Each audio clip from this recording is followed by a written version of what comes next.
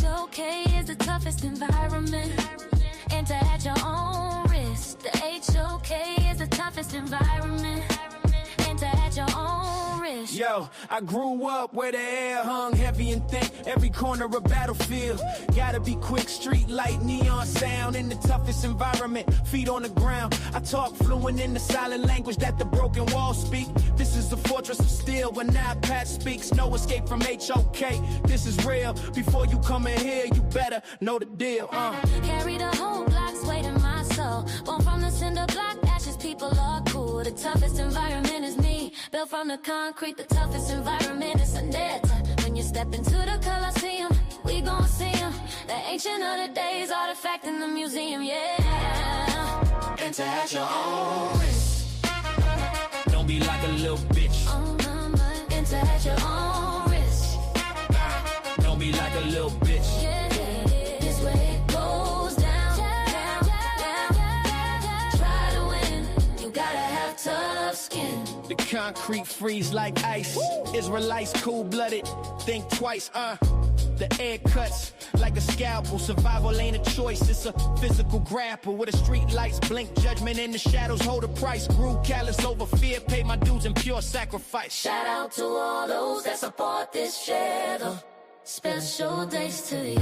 Without you there is no me. Check.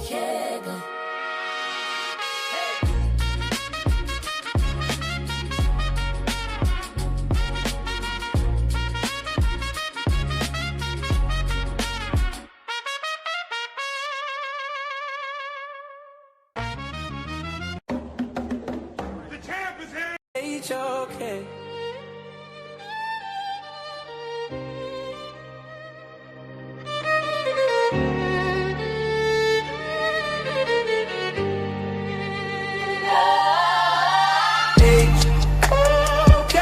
The toughest environment, the toughest environment, the toughest environment to be in.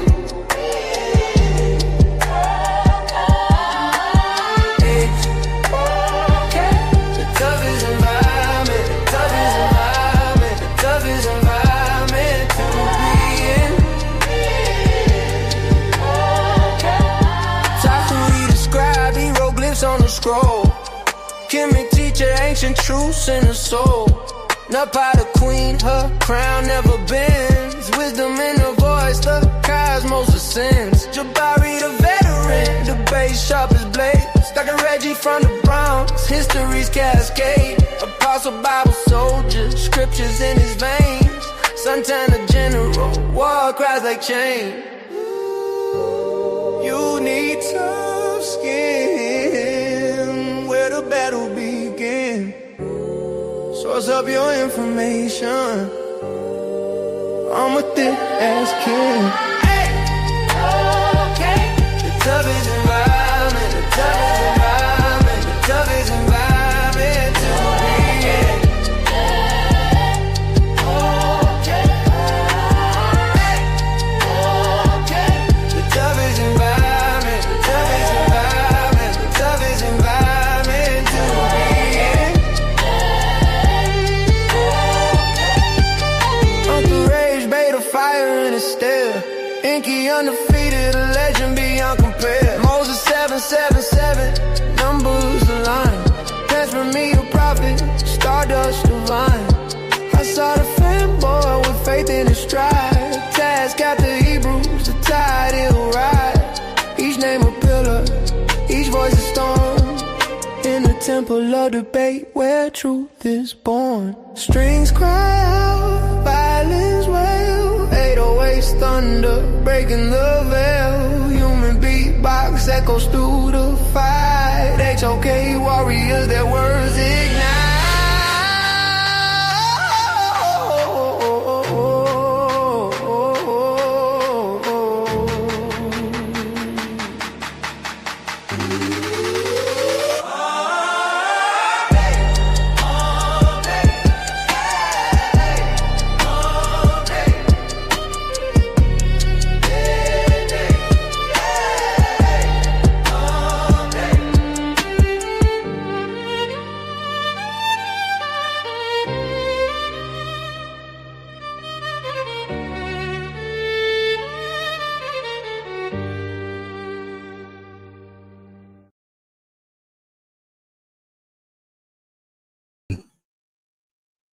Peace and blessings, everybody. What's happening, man? How y'all doing on this day? For those of y'all who celebrate, Merry Christmas to all of y'all. Happy holidays. Whether you celebrate it or not, that's not the point.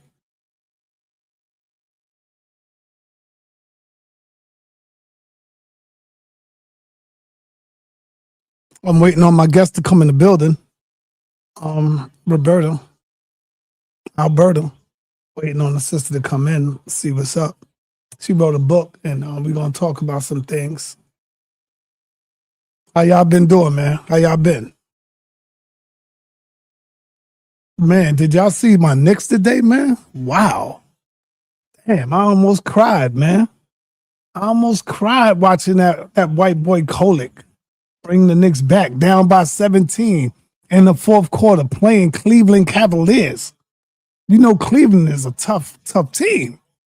And we came back from 17 down, right? To win the game, man. I almost cried, man. Damn, I almost cried. I was like, damn, I can't believe my team right now. Yeah, that was a hell of a Christmas game for me. You know, nice gift. But anyway, what's going on, Suntan, everybody?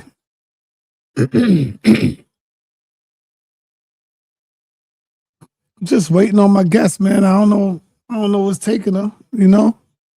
She's supposed to be live right now. I'm ready. Send the link to my email. I did that.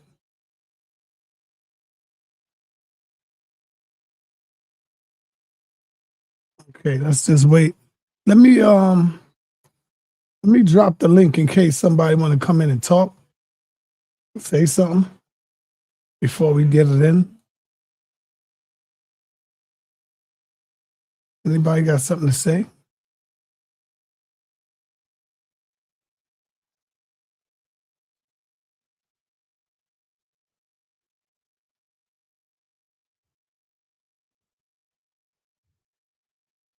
Link is in the chat.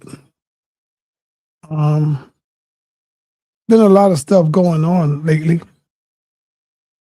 You know?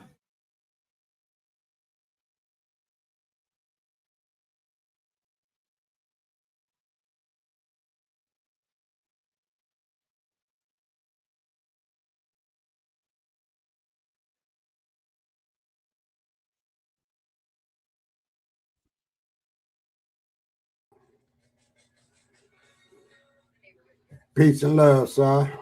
Peace. What's going on, Suntan? Same old thing, watching these damn Lions. We getting beat up every Yeah. How your day been going so far? everything lovely, man. Got blessed, you know what I mean? Yeah. So, like I said, these Lions playing Minnesota, who ain't about nothing. So we still, we got about 8 injuries, man, to the main players. So we having problems. I can't wait till the Pistons face New York so I can put a zip on your lid, zip you up a bit. Yeah, that'll be cool. Yeah, it'd be cool. You all right, Si? You seem a little down. No, I'm all right. I'm good. Cool. How your holiday? Everything is good, brother. Everything is good. Spend time with the family, you know. Yeah, me too, man. I ate my second plate. The first one wasn't so big. I made sure, turkey dressing, cranberry sauce, macaroni cheese, little string beans. So now I'm ready to chill, man. I want to see what the young lady talking about, because America, as long as you got a tyrant in there, man, we gonna be all right, because they got to be all right for the status quo. But we got a tyrant in there now, Si. You know what I mean? That's who we got in there now. A person who wants absolute power, dictator, or autocrat, tyrant, or megalomania, whatever you want to call it, seeking total control of government and life driven by deep-seated sources, insecurities, and need of dominance, psychological compulsion, use and manipulation, control, and sometimes the abuse to achieve their obsession goal, often viewing people as tools and lacking empathy. Do that sound like him? Yeah. Yes, you know it.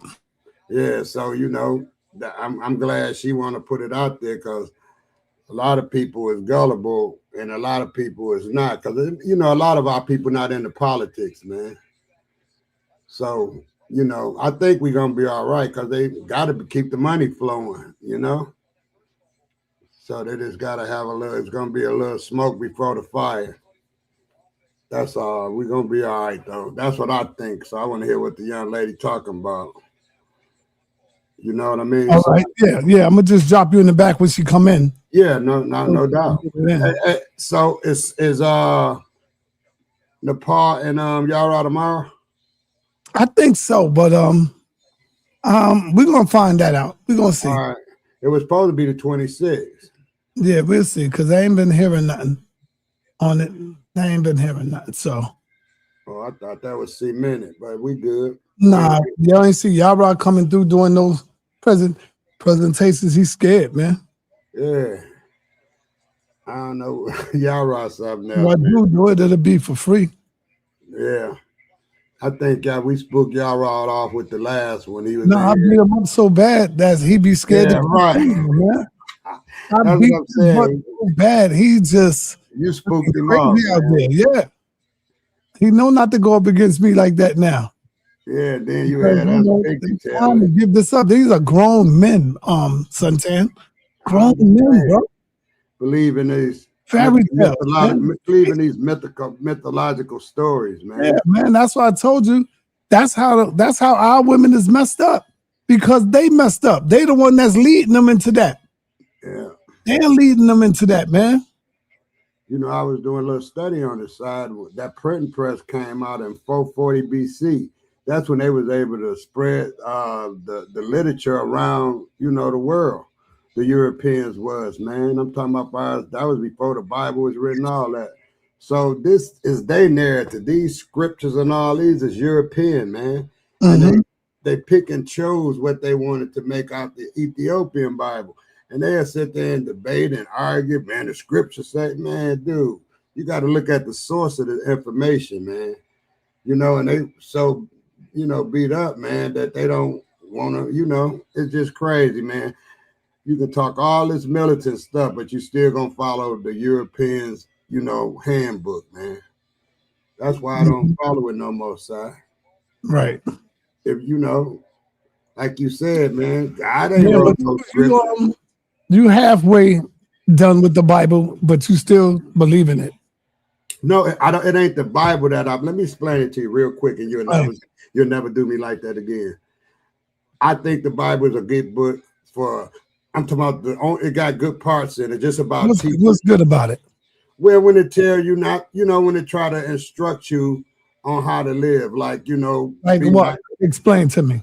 It's you got to go to Ecclesiastes. It says, what's good about it? Tell me what's good about it. Do unto others as you would have others. Your mother didn't teach you that. Your father didn't teach you that. You didn't learn that. No, I didn't have a father.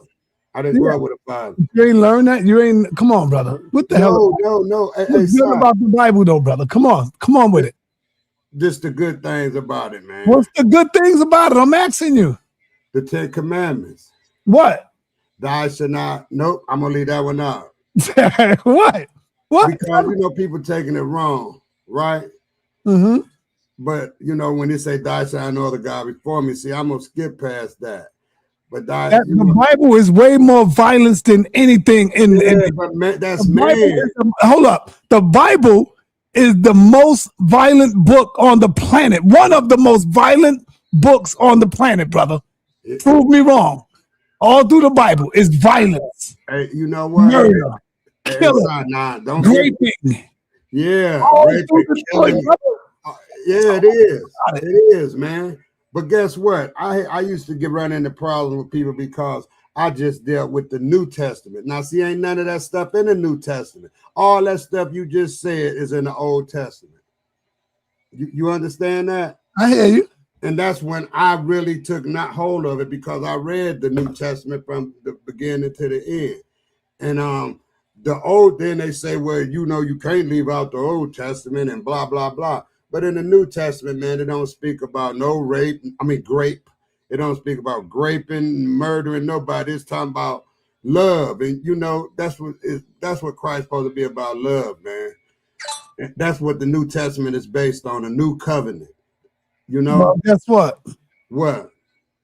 As long as the New Testament is connected to the Old Testament, it's all the same book, brother. Well, I would say that's why you got to. It all runs concurrent, brother. Guess what, though, sir? But at the end of the day, I understand where that literature comes from. It's Europeanized, man. So that's what pulled me away from it. All right, let me put you in the back. Let me get you in the back.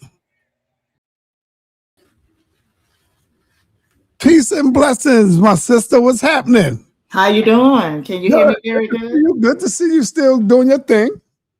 Can you hear me very good? Yeah. Okay. All right. Yep, I can hear you. All right. How you been? What's up, Sister Noble? Just going through life. All right. I hear you. I'm glad that we're having this conversation today. It came at a very good time because I just been going through a lot this year. And even though I'm not the one who is directly suffering as a result of Donald Trump's policies, I mean, as far as, see, a lot of people, they need the Affordable Care Act tax credits. They need those tax credits, which will expire in January. Mm-hmm. I don't necessarily have to have the Affordable Care Act. I don't have to have it. I don't have any sicknesses. I don't have any diseases. I'm a pretty healthy person at my age. I'm 51 years old. But a lot of people who do need these tax credits, who do actually need healthcare insurance, they need it. They won't be able to access the tax credits that they have been getting with the Affordable Care Act. All these years, they won't be able to access those tax credits.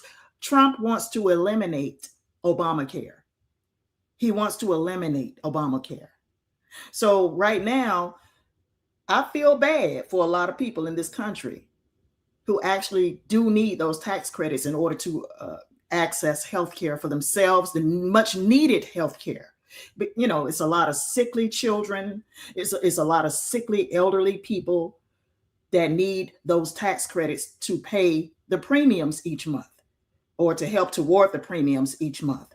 So with that being said, I saw the title and I just went ahead and jumped right into what I really had on my mind anyway, right? Before I even came up on this panel. Well, before we even get into all of that, I want to first talk about your new book that you wrote. What is the title of your new book and what is it about? My new book, The Man of Lawlessness, is about the end times and the rise of the Antichrist. The man of lawlessness. Yes. Heavy. It is about the end times and the rise of the Antichrist. It's specifically about the end times. We are living in the last days according to biblical prophecy, and I wanted to share all of the biblical prophecy that I had been taught over the years. I wanted to share all of that with whoever will read my book, because people need to know what time we are living in. And these are the end times. There's a lot of things that are going on that directly correlates to biblical prophecy. All the killings and the genocide that is directly happening in the state of Israel, all of that has a link to biblical prophecy. All of it. Netanyahu, Donald Trump, and Donald Trump is the man of the hour. He's the man of the hour. Now, a lot of people say that Donald Trump is the man of lawlessness, but Trump is not the man of lawlessness. Okay? I just wanted to pinpoint that because a lot of people have misinterpreted biblical scripture, and they have labeled Trump as the man of lawlessness when he is not. Okay? So with that being said, it is available on Amazon right now in ebook and paperback. Get your copy today on Amazon. What is it going for? Yes, go and search my name on Amazon. $1.99 for the ebook and $5.99 for the paperback. Okay, beautiful. That's good. And, afford that. Yeah. And also check out my other books as well. I've written 7 books in the last several months. Okay, so go and check out all of my books. Are these just pamphlets, you would say? No, these are actual books. Oh, these are books. Okay. And I did not want to write exuberantly long books. Right. I didn't. Okay. Because people's attention span, yeah. Right. There you go. People's attention span is not that great nowadays. I think social media has a lot to do with people's short attention spans these days. And I just wanted to make sure that people, once they read my book, they can go ahead and finish it within one day. Yes. Because if they put it down, if they read a few pages and they put it down, chances are they may not go back to read it again. Even though it's a great book, I'm not saying that my books are boring. It's not a boring read. It's just that a lot of people are busy. They have to go to work. They have all these problems in their lives. They have all this extra activity going on in their homes. And a lot of people may, decide, okay, I just want to go ahead and purchase this book. If it's not going to take me that long to read it, go ahead and purchase it. Yeah, that's good. That's good. So tell me, what do you think about the state of America and the future of African Americans? The state of America right now, I just think that we are living in some very tough times. I think that the United States of America, with this isolationist ideology that Trump and the MAGA movement has promoted, I think that this isolationist movement is a detriment to this country, because we need other countries just like other countries need us. And if we're going to isolate ourselves from these other countries, with whom we have been allies, think about that, with whom we have been allies for a long time. If we're going to do that, what about if we need them in the very near future? What if we need them in the very near future to come to our rescue? You understand what I'm saying? I agree. Yeah, I agree with you. Because, the United States still maintains a relationship with Israel, because Israel obviously, has a lot of people under their thumbnail and is paying off a lot of politicians in Washington. Why do you think that is, though? That Israel has so much power that every president that we get here, every mayor that we get here, they all go bow down and kiss the ring to Israel. Why do you think that is? Well, part of it is due to this Christian nationalist movement. Ain't no other way to put it. Christian nationalism. And in Christian nationalism, they are taught that to support Israel, that is a biblical undertaking. To support Israel, that is something that the Bible dictates. That is something that the Bible mandates. You understand? Because every nation that has supported Israel has been historically a blessed nation. Okay. And that is a reality. Let's just keep that 100 today. That is a reality. So I think that Christian nationalism has done a lot of propagandist movements over the years in order to promote support for Israel. And it's simple. It's based on biblical scripture.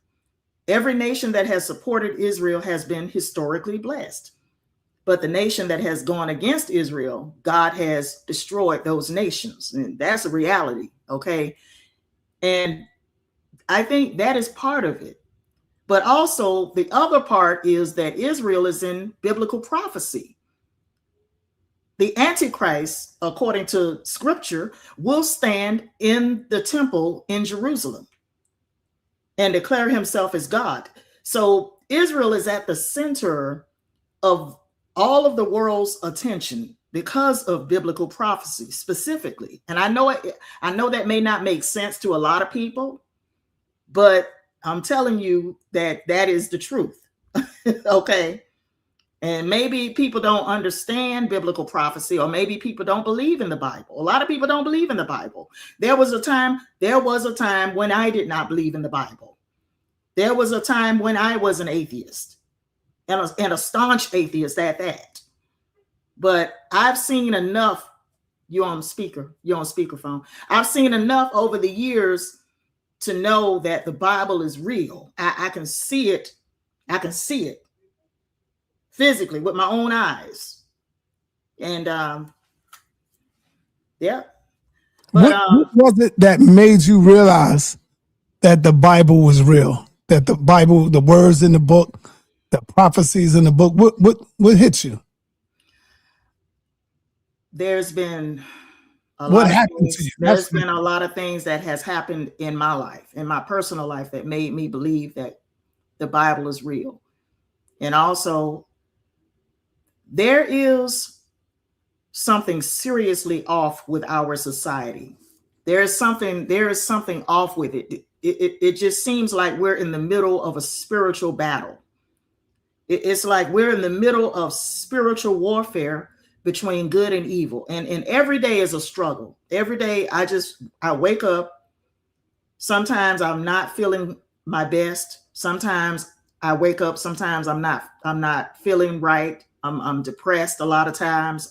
When I wake up, oh God, I gotta live here. You know, I gotta go through this. I gotta see another day of this. Sometimes when I wake up, I'm gonna tell you, I woke up this morning not feeling right.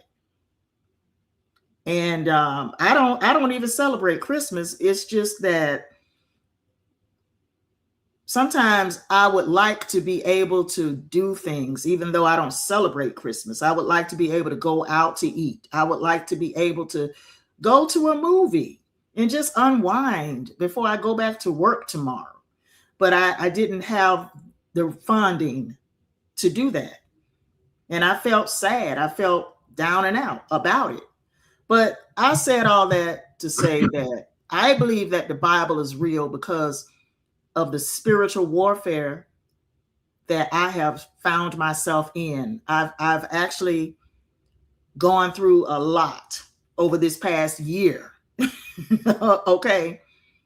And it made me realize how true the Bible is. And also I've seen some things, like, for instance, the Hamas attack against Israel on October 7, 2023. That right there was a sign. It was a sign to me that the Bible is real, because out of nowhere, these people flying on parachutes into an Israel community, and slaughter all of these children, all of these babies they were slaughtering. That is what you call spiritual wickedness. Okay. It's not just the hatred that Hamas has for the state of Israel. It's just spiritual wickedness to slaughter innocent children and babies. And that let me know that the Bible is also real. And, you know, right now, Israel is engaged in a genocide against the Palestinians, which are the direct descendants of the biblical Israelites. Okay. Israel is engaged in a genocide against the Palestinians, which are direct descendants of the biblical Israelites. That also says that the Bible is true, because now y'all know the story of Jacob and Esau. You all are familiar with the story of Jacob and Esau. And they were brothers that were fighting in the womb. They were fighting in the womb before Rachel gave birth to both of them. And it was prophesied that these are two nations that would fight each other, that would go to war with each other. And you see it today. You see Esau and Jacob. You see Esau, which are the Israelis, and you see Jacob, which are the Palestinians. And even though they have converted to another religion, the Palestinians, and even though they have worshiped other gods, they are still the direct descendants. I can't say this enough. The direct descendants of the biblical Israelites. And I don't care what nobody say. Okay? I know I'm right. Okay? I know this. Now, as for the Hebrew Israelite movement in America, what can I say? What can I say? Now, a lot of people will get upset when I say this. Say it. The Hebrew Israelite movement in America, I'm talking about the movement, is based on a falsehood. Now, are you talking about the so-called Black Israelites? Yes. Okay, go ahead. The movement is based on a falsehood. The movement itself. Do you all understand that Deuteronomy chapter 28 is not about the American slave trade? It's not. It's really a prophecy about the children of Israel. Moses prophesied, letting them know that if you serve the Lord God, God will bless you. God will give you land. But if you disobey the Lord God, if you serve other gods, God will scatter you abroad upon the face of the earth. Okay. And as far as they shall go upon ships, as far as understand, that is not about the American slave trade or the European slave trade. That is about the Babylonian captivity.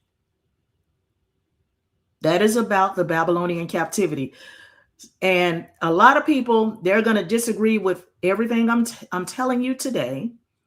They're going to think I'm a bumbling idiot because a lot of people don't respect Black women. They don't respect our mind. They don't respect our intelligence. They don't respect the words that are coming out of my mouth as a Black woman. But if I was laid up on my back, they would respect that. If I was one of these women out here laid up on my back, having all these kids that I can't hardly take care of, they would respect that. You understand? But when it comes to the way we think, our mind, the what we say, a lot of people don't respect what we say. They don't believe what we say. The message is hard to come across to them when it's coming from a Black woman. And I'm telling y'all right now that the Black Hebrew Israelite movement is based on a falsehood. Now, what we got going on here is real simple. Okay? It's real simple.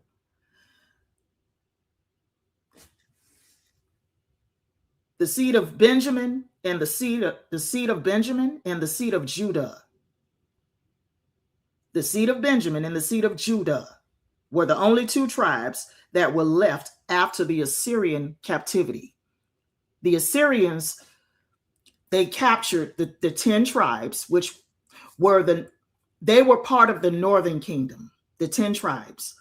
The Assyrians' captivity of the northern kingdom of Israel, which comprised the 10 tribes, occurred in 721 BC. Okay? I'm going to make this real simple. Those 10 tribes, wherever they went, wherever they were scattered abroad upon the face of the earth. Now, the Assyrian captivity happened before the Babylonian captivity. Wherever those 10 tribes went, it is a possibility that they ended up over in North America and South America. There's a possibility. Okay, I might be wrong, but there's a possibility those 10 tribes, they were scattered, but they weren't just scattered in North America or South America. They also were scattered in what is today called Africa. You understand what I'm saying? They were also scattered in Africa. What is your source that brings you to this conclusion? It's not a conclusion because you saying it's a possibility. So it's a possibility. Well, I studied with the Hebrew Israelites. I studied with the Hebrew Israelites. Oh, okay. I studied for about a good 2 years. I attended GOCC. Oh, okay. I know that church. I know them. And I have read the Apocrypha. Mm-hmm. I've read it. And according to the Apocrypha, those 10 tribes crossed over. They crossed over what they called what I think the Straits. Do you know what the Straits is? No. Okay, hold on for a minute. Mm-hmm. Hold on for a minute. I'm sorry. Okay, I ain't know there is a possibility. I'm just saying I may be wrong. But according to the Apocrypha, the 10 tribes that were captured by the Assyrians, they weren't just scattered about in one part of the earth. They were scattered about in various parts of the earth. Okay. Hold on for a minute. Crossed over. See, it's been a while, y'all. It's been a while. Go ahead and talk, sa.neter. Go ahead and talk. Pay attention, Suntan. Pay attention. I know you're gonna have some questions. Because it's been a while since I studied this stuff. That's what I'm trying to say. It's been do you consider yourself to be a Hebrew Israelite? Israelite? No. Wasn't Christ an Israelite? No. Was Christ an Israelite? He was from the tribe of Judah. Yes. But aren't you following or trying to follow Christ? I am spiritual Israel. I'm what. Oh, okay. The church. The church is spiritual Israel. See, there are others that came into the fold that Jesus brought along with him into salvation that were not of Israel. Mm-hmm. Does that make sense? Yes. And that would be the church. Understand that Christianity started in the first century AD. There were Roman Christians, there were Egyptian Christians, there were Greek Christians, there were Christians of all nationalities. They were not of the original tribes. They were of different nations. Does that make sense? How can you being that we are on this Bible talk right quick, mm-hmm. How can you cling to a book that tells you to obey your master, that talks about you being a slave and tell you to listen to your slave master? How can you cling to something like that, knowing what our ancestors went through? That is a good question. And I'm not going to condone slavery. I never will.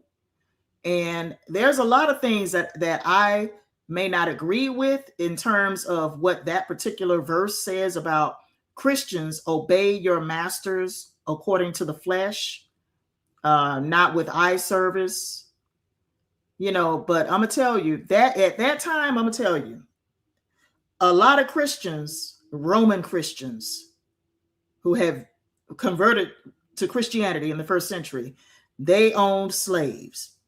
And during that time, it was a cultural, how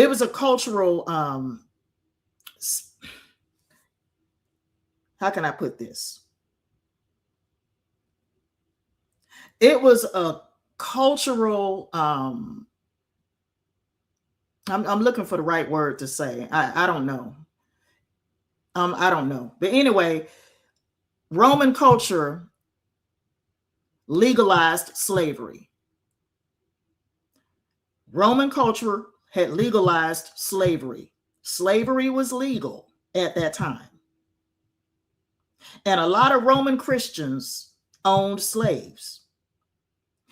Now, even though I don't condone slavery, because my ancestors were slaves and they suffered under what I call at the time Christian nationalism. Yeah, I'm gonna call it Christian nationalism also. Even though they suffered under Christian nationalism, I will never condone slavery myself as a Christian, knowing how my ancestors were also treated. Okay? I'm looking for something. Knowing that how my ancestors were treated, I will never myself condone slavery. I know that. Okay. According to the apocryphal book of Second Ezra, it states that the 10 tribes crossed the narrow passages of the Euphrates River on a journey to a distant region called Azareth. That's Azareth. The narrative in 2nd Ezra 18 verses 40 to 47 describes their migration. The 10 tribes were taken captive by Shalmaneser, king of Assyria, and deported beyond the Euphrates River. They formed a plan to leave the multitude of the heathen and go to a more remote region where mankind had never lived in order to keep their own laws. They entered the Euphrates at the narrow passages of the river. The Most High then performed miracles, stopping the channels of the river to allow them to cross over. The journey through this region called Azareth took 1.5 years, and they have lived there ever since, awaiting their return in the last times, their return to the land of Israel. That's what that means. This passage is a key source for the legend of the lost 10 tribes and the various theories about their location. Most scholars today regard these accounts as mythical and generally conclude that the deported tribes assimilated into their new populations, though claims of descent from them persist in various groups and religions. Okay? So, yeah. And let me see.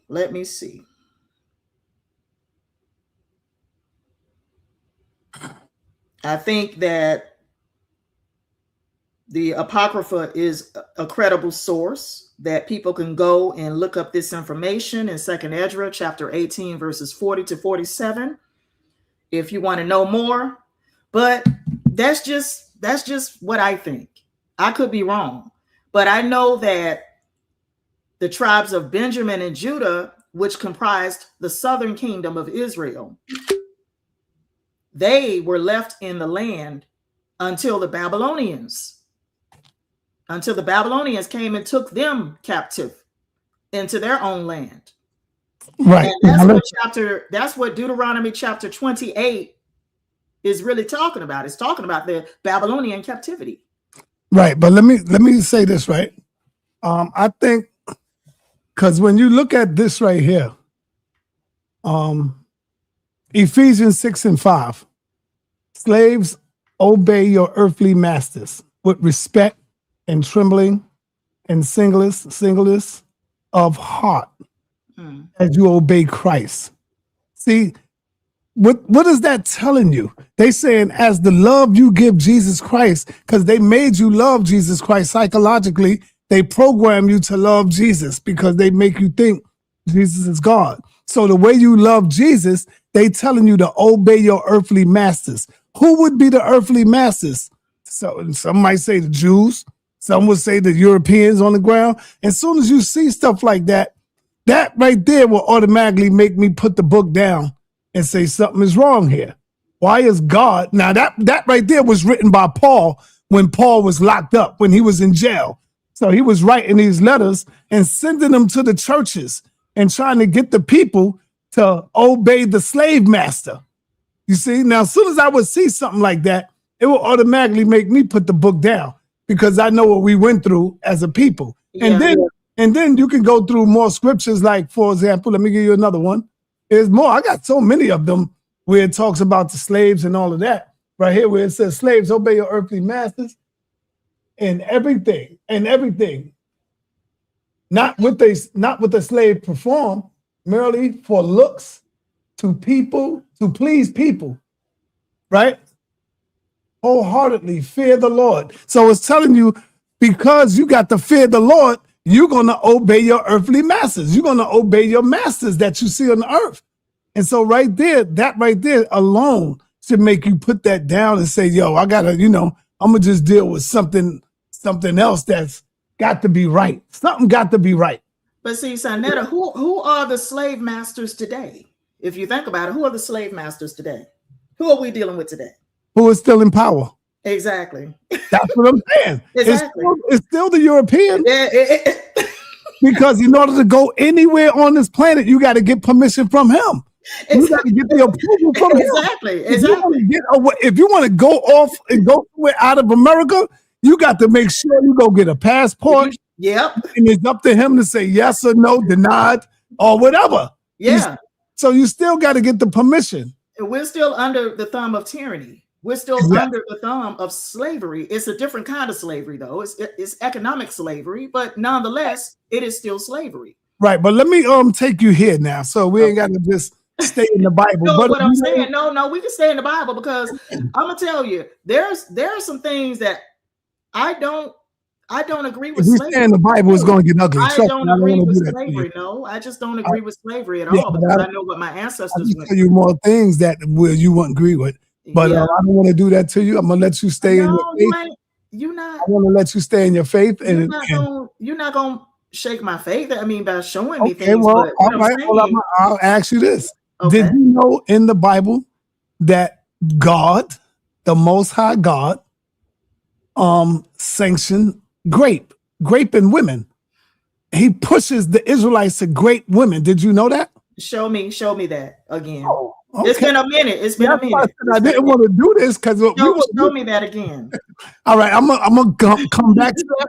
But right now, let me just get you right here, so we ain't gotta just always keep talking about the Bible. I want to get you in some of the politics and let us know what's going on in the political field. What do you think about the state of politics today? And I'll get back to the Bible. Well, the state of politics is messed up. I mean, the state of politics, I'm going to say that this current administration needs to go. This current administration needs to be impeached. Yeah, I'm going to go there. Trump needs to be impeached. Pam Bundy needs to be impeached. Kash Patel needs to be fired. This current administration is horrible. It's horrible. I mean, the economy is worse off than it was under Joe Biden. And it is far worse off than it was under even Barack Obama. Even Barack Obama. And Barack Obama, there were some things that he could have done more for Black people, but chose not to. Mm-hmm. What I'm saying is the economy is worse off today than it was under Joe Biden. In fact, it was bad when Joe Biden took office, and he was responsible for him and his administration and the Congress members. They were responsible for bringing the inflation down. They were responsible for bringing down inflation a little bit, just a little. But since Trump has been in office, the inflation has risen.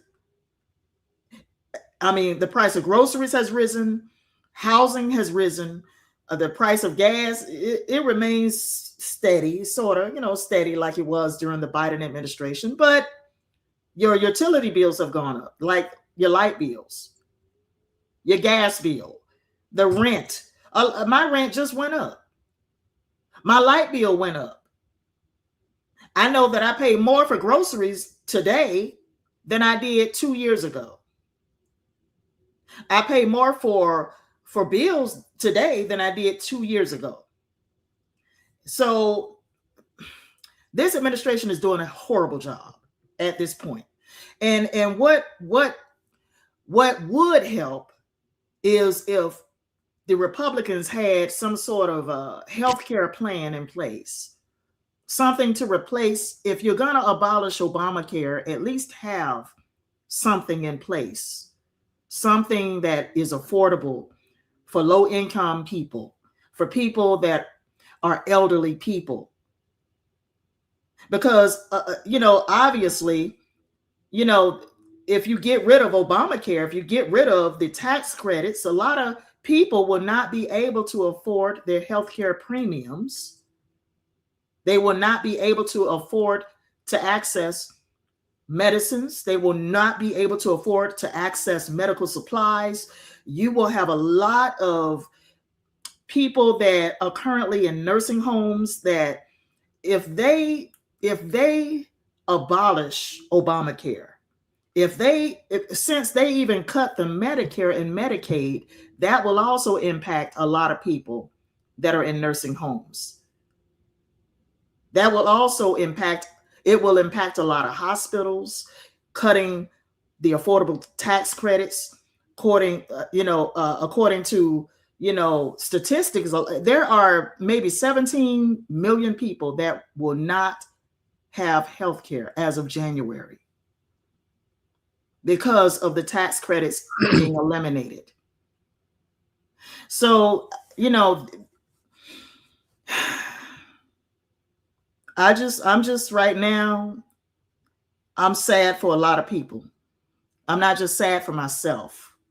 I am not just thinking about myself. I could, because I have been struggling, but I have empathy. I have empathy for people, and that's what we need. We need politicians that have empathy and compassion for people. And that's what we're not seeing in the White House at this time. Okay. Mm-hmm. Let me ask you, now that the Epstein files are slowly being public viewed, do you think they are still holding back on the most deepest ones that could really get them into some hot water here? Well, not only are they holding they're back, already starting to show some of it. Yeah, not only are they holding back, but they're hiding intentionally. And they tried to hide over 1 million files that now they're all of a sudden saying they found. They tried to hide it, but but now all of a sudden they found over 1 million files. But see, Pam Bundy is intentionally breaking the law. That's what she's doing. She is breaking the law intentionally to try and protect a network of pedophiles and child predators and women predators as well. So my thing is, releasing the files, I don't know if this will be enough. I don't know if it'll be enough to impeach Trump. However, it will be enough at least for the Democrats to take control again of the House and Senate. Because in these midterm elections, there will be a lot of MAGA Republicans that will lose their seats in these midterm elections and also in the next presidential elections during that time as well, because of the Epstein files cover-up, because they purposely broke the law. And now even the victims, even the survivors of Jeffrey Epstein are calling for Trump's impeachment. The survivors, have you heard about that? Have you heard the survivors are calling for Trump's impeachment? No, I haven't heard that one. There are certain survivors, certain ones that are calling for Trump's impeachment publicly. Okay. And so I just think that these Epstein files is really, it exposes the dark secrets of a lot of elites in this country. It exposes them for the predators that they are.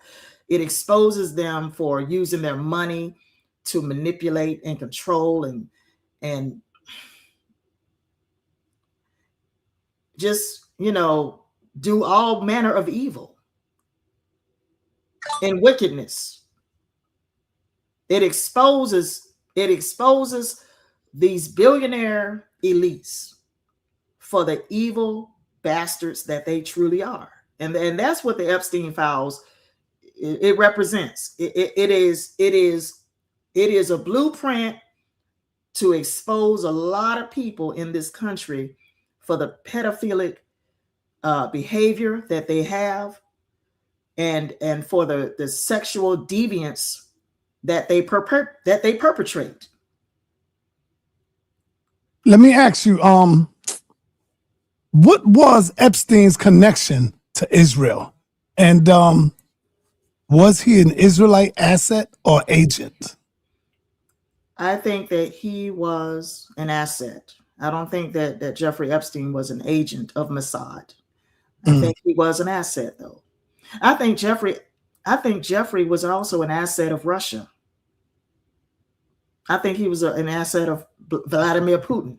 I think he was an asset of whatever country that would pay him to be a spy for them. I'm just going to be honest about that. Whatever country would pay him to be a spy for them, he was an asset of. Right. Does that make sense? Yep. And Jeffrey Epstein had his hands in so many pots. He had his hands all over the world. He mingled with billionaires and leaders all over the globe. Think about that. He has entangled a lot of people in his dark web of sex trafficking. These people relied on Jeffrey Epstein to get them little girls to sleep with. And they got this in the files. They got all this in the files. Exactly. They went to him specifically because they had these dark tendencies. And he was the man that supplied their sick and twisted, sadistic appetites. He supplied it. Okay. And I like I said, Donald Trump, he is the man of the hour. He is the man of the hour. I truly believe it. I think God put him there. Okay. Mm-hmm. For very reasons that a lot of people may not understand. You understand what I'm saying? A lot of people may not understand why God put him there. Okay. Mm-hmm. But I think he is the man of the hour. I don't like some of the things that he has done. I don't like his policies. I don't like the big, beautiful bill because it is the largest transfer of wealth from the bottom to the top 1% that this nation has ever seen. That's what that big, beautiful bill represents. It's the largest transfer of wealth from the bottom to the top 1%. And that's why I don't like it. He cut billions from Medicaid, cut billions from Medicare. He's about to cut Obamacare because the tax credits will not extend the tax credits. They will not. They will expire in January. So therefore, a lot of people who has been receiving Obamacare tax credits, a lot of people have benefited from all of these tax credits from Obamacare. They will no longer benefit from those tax credits coming up. A lot of people that are in nursing homes that are reliant on Medicaid and Medicare. There's going to be a lot of people, elderly people, that will not be able to afford to remain in nursing homes. I don't know whether y'all realize that. The man cut billions of dollars from Medicaid and Medicare. He cut billions of dollars from SNAP. And a lot of people, that's another thing. Anyway, the point I'm trying to make here is Donald Trump is in office for a reason, and it may not make any sense at all. Now, I have a sister that loves Donald Trump. Would you be interested in having a discussion with her about that? That would be good for the people. If she wants to talk about it. Believe me, she would love to talk. Okay. Well, she would love to talk about Trump. Okay. I mean, okay. That's fine with me. All right, we'll set that up and I'll let you know. That way you can get all your information. Listen. She's I don't hate Trump. Right. I don't hate Trump. I want to make that very clear. But I don't like him either. I don't like him either. Not for these policies, no. Not for cutting. Yeah, this would be great with the pros and the cons, to see what we can get out of that. Yeah, I don't like him for cutting the tax credits. I don't like him for cutting Medicaid. I don't like him for cutting Medicare. And I don't even receive Medicaid or Medicare. Right. Okay, but I did benefit from the tax credits. I'm just saying, but I really don't need it. I'm just saying, Let me bring you back to, I told you I'd come back to the Bible. Yes. I really don't want to do this, but sometimes you have to wake our people up and show them, because we rely on pastors. We rely on people who believe in the book to try to teach us what they believe. But see, when you don't believe in nothing until you read it yourself and learn and study, that's when you could get the real information out of it. A believer is only going to show you what he wants you to believe and accept.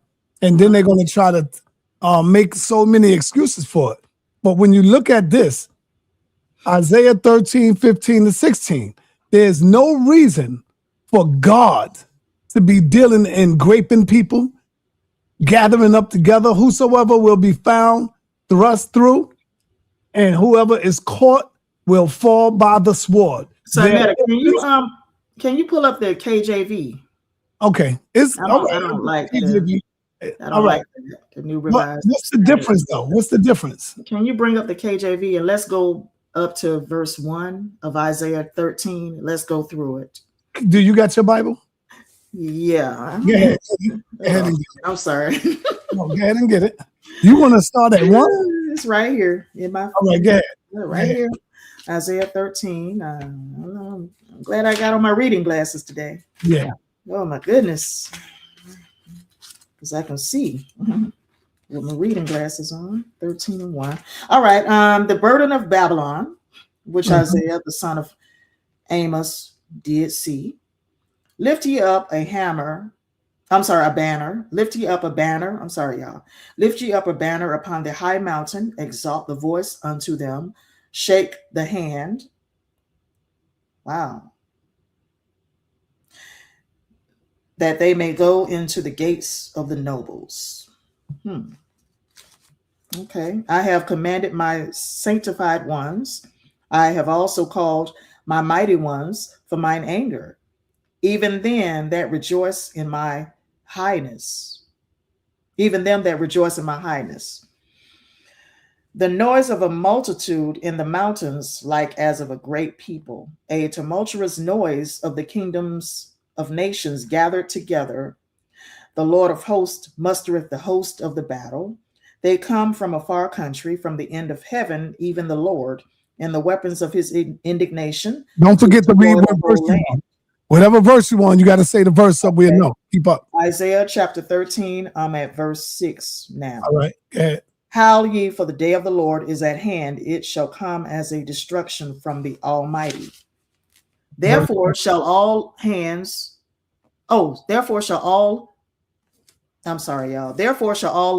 hands be faint. Is that hands or lands? Therefore shall all hands be faint, and every man's heart shall melt, and they shall be afraid. Pangs and sorrows shall take hold of them. They shall be in pain as a woman that travaileth. They shall be amazed one at another. Their faces shall be as flames. Verse 9, behold, the day of the Lord cometh, cruel, both with wrath and fierce anger, to lay the land desolate, and he shall destroy the sinners thereof out of it. For the stars of heaven, that's verse 10, for the stars of heaven and the constellations thereof shall not give their light. The sun shall be darkened in his going forth, and the moon shall not cause her light to shine. Verse 11, and I will punish the world for their evil and the wicked for their iniquity. And I will cause the arrogancy of the proud to cease and will lay low the haughtiness of the terrible. Verse 12, I will make a man more precious than fine gold, even a man than the golden wedge of Ophir.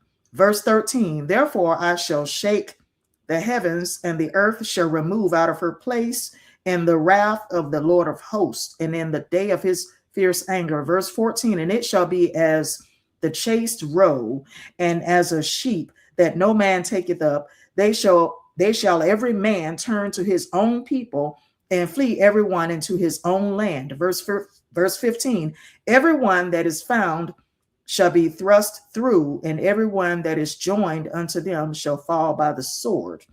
Verse 16, their children also shall be dashed to pieces before their eyes. Their houses shall be spoiled, and their wives ravished. sa.neter. Yes. Please don't make no excuse for that. Sweetheart, go ahead. This is talking about the day of the Lord. Yes. This is talking about the day of the Lord, which is after the rapture of the church. Right. It happens right after the rapture. Right. And this is the beginning of the 7-year great tribulation. So you saying that the 7-year tribulation period. Oh, let me finish. Let me finish.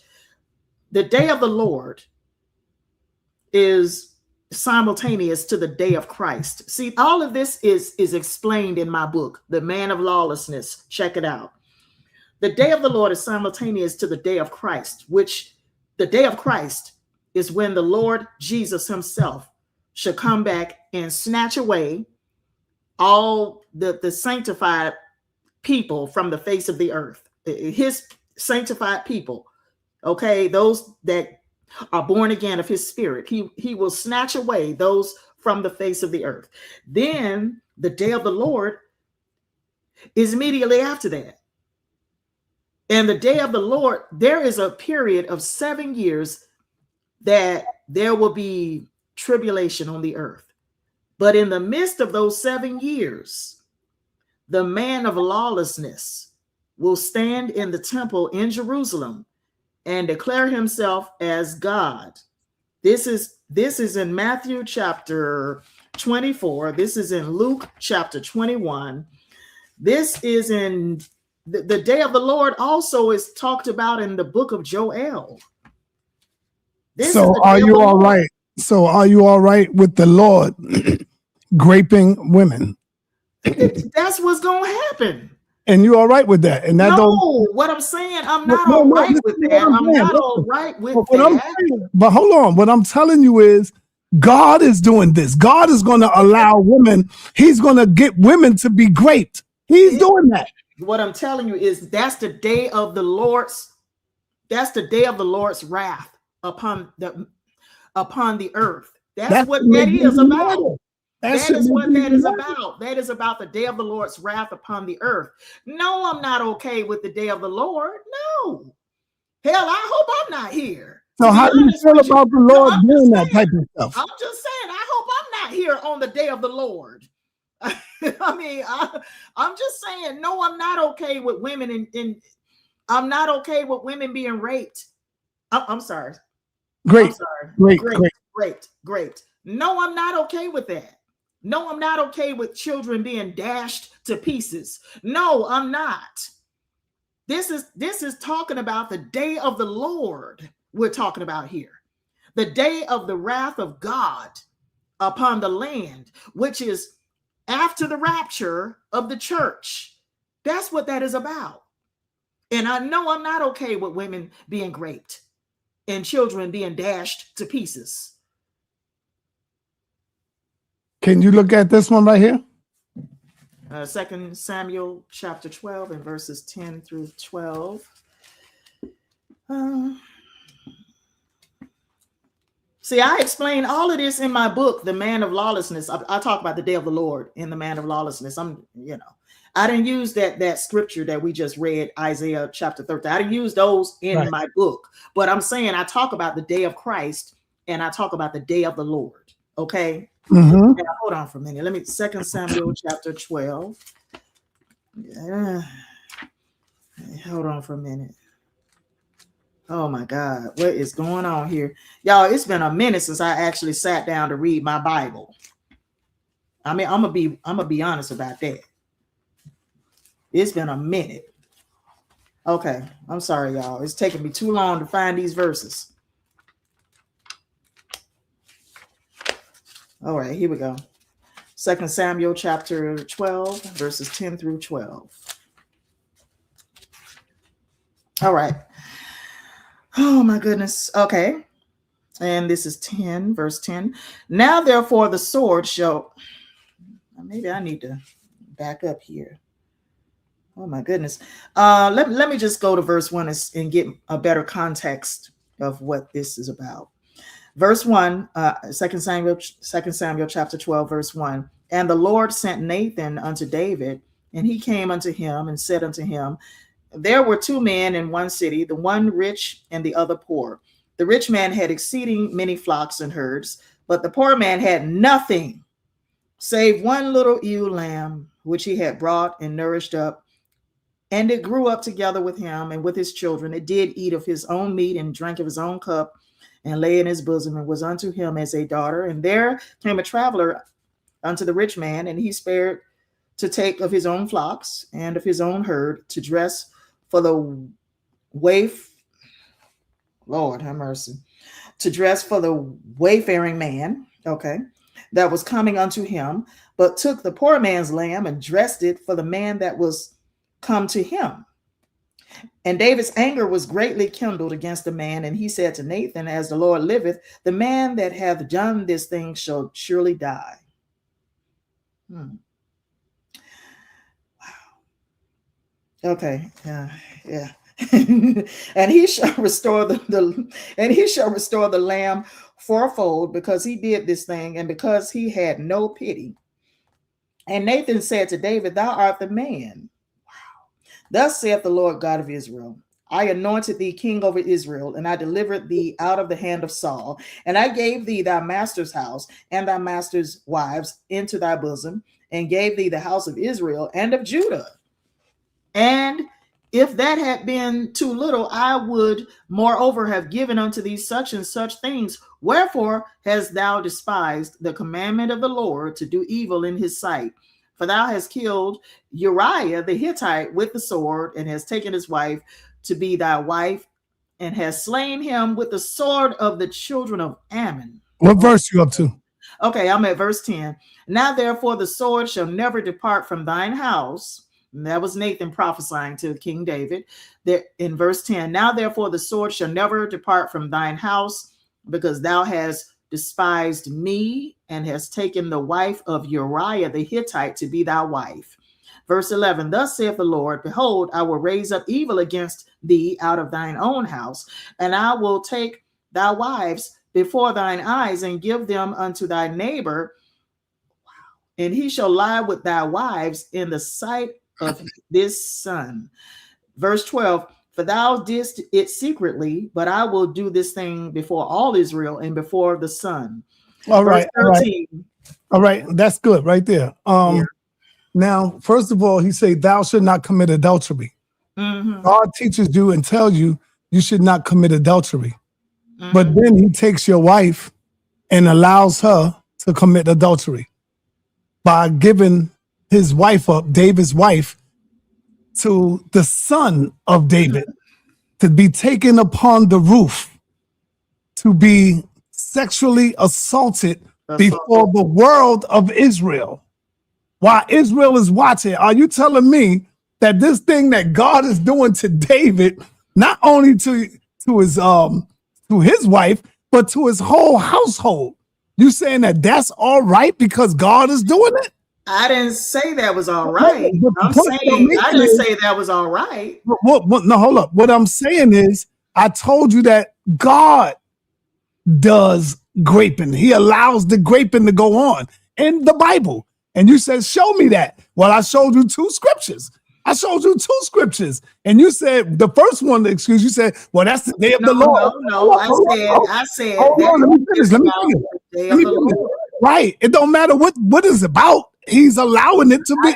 I didn't say I was all right with it. No, that's not. Listen to what I'm saying. Okay. I said earlier that God is allowing graping. He is the one that's doing the graping. He's allowing men to grape women. He's putting the spirit and the power over them. You see, he said, thus said the Lord, I will do these things. I will do that. I will allow your house to, I will not remove the sword from over your house. Thus said the Lord. When we put it back up, here you go right here.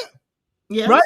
Where it says, thus said the Lord, verse 11. Thus said the Lord, I will raise up trouble against you from within your own house. I mean, but hold on, then I go say, and I will take your wives before your eyes and give them to your neighbor.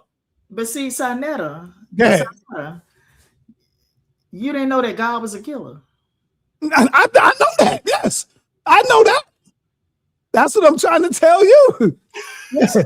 So why serve a God that grapes women? That's what I'm saying. Not only grape women, but also it tells you to obey your master. The Bible is written. The Bible is nothing but violence all through the book. It's bloodshed going all through it from the beginning to the end. It's about violence. That's what the book is about. But see, now, hold up. Yeah. No, hold up. Can you read verse 12 right there? Verse 12, okay. No, it's right here. You can read it right there. Same thing. Verse 12, okay. For you did it secretly, but I would do this thing before all Israel and in broad daylight. Now, here's where he did it in all broad daylight. Watch. Yes. This God of the Bible is a vicious mother. Here, go right here. Read 2 Samuel. Okay. So they pitched a tent for Absalom upon the roof, and Absalom went in to his father's concubines in the sight of all Israel. See? The concubines, so all Israel together. Those would be the what's another word for the concubines? There's another word. There's the wives. Concubines. Hold on for a minute. Hold on. I'm sorry. What's another? Yeah. Hold on. There ain't no wives. Now, some scriptures say concubines. Some concubines is a woman in a long-term sexual relationship with a man. But without wives legal status or rights of a wife. That's what a concubine is. A woman in a long-term sexual relationship with a man, but without the legal status or rights of a wife. That's not a wife. But anyway, the point. So you saying David ain't had no wives? David, hold on, let me ask you. Did David have? No, David had wives. They were being ravished too. Yes, I know. The whole house. That's what I'm trying to tell you. I know. Not just this one. I know. So that's all I'm saying. You know, I understand. Yeah, I don't want to get too deep into it. No. What I'm saying is, you know, I'm just trying to show you something that's yeah. But let me tell and you, believe me, there's way more right now. God, but see, God is a killer. God is a killer. There you go. You know. Yeah. God is a killer. There's so much. You know. So let me ask you this. Let me get you. But who is he killing? That's the question you got to ask. Who is he? Who is God killing? Who? Well, there are some say people who disobey them. You see, some who disobey them. Yeah. So what God does, if you disobey him, he gets emotional. He want to get revenge on you, just like a human being. Yeah, but you're supposed to be the what? The most high. You're supposed to be high above that. So instead of sending down wickedness, why not send down a spirit of love?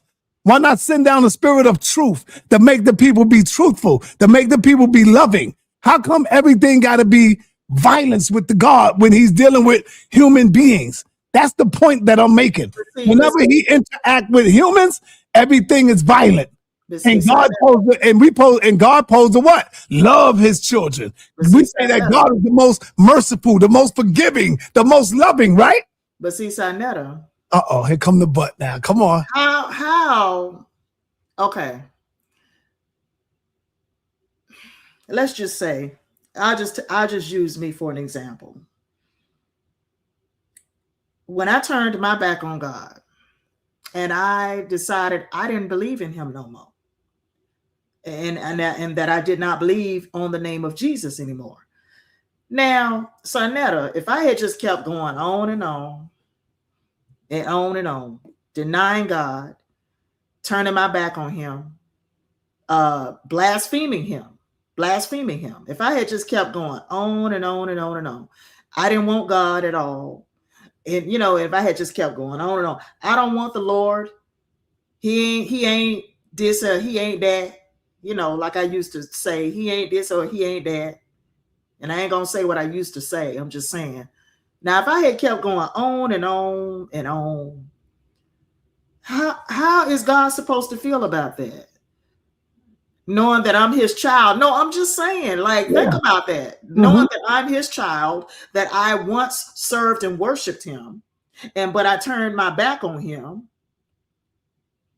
Or if I had went to serving other gods, say if I had turned my back on God and went to Lucifer and became a Luciferian or a Satanist, how you think God feel about that?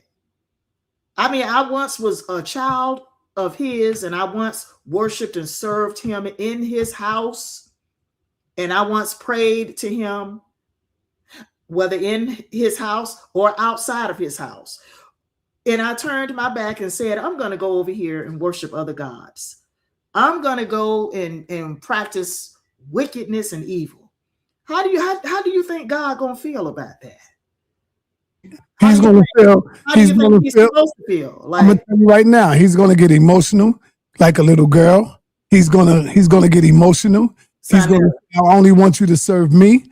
He's going to be mad. Hold up, you asking me? He is the God that made heaven and earth. He made everything in them. He is the God that made humanity. He is the God that made humanity. Does God know everything? Hold up. Does God knows everything? Well, yeah. Did God know that you would go ahead and do what you do on your side? Yeah. So why would he get mad at you if he made you to do that? Why would he get upset? Hold up.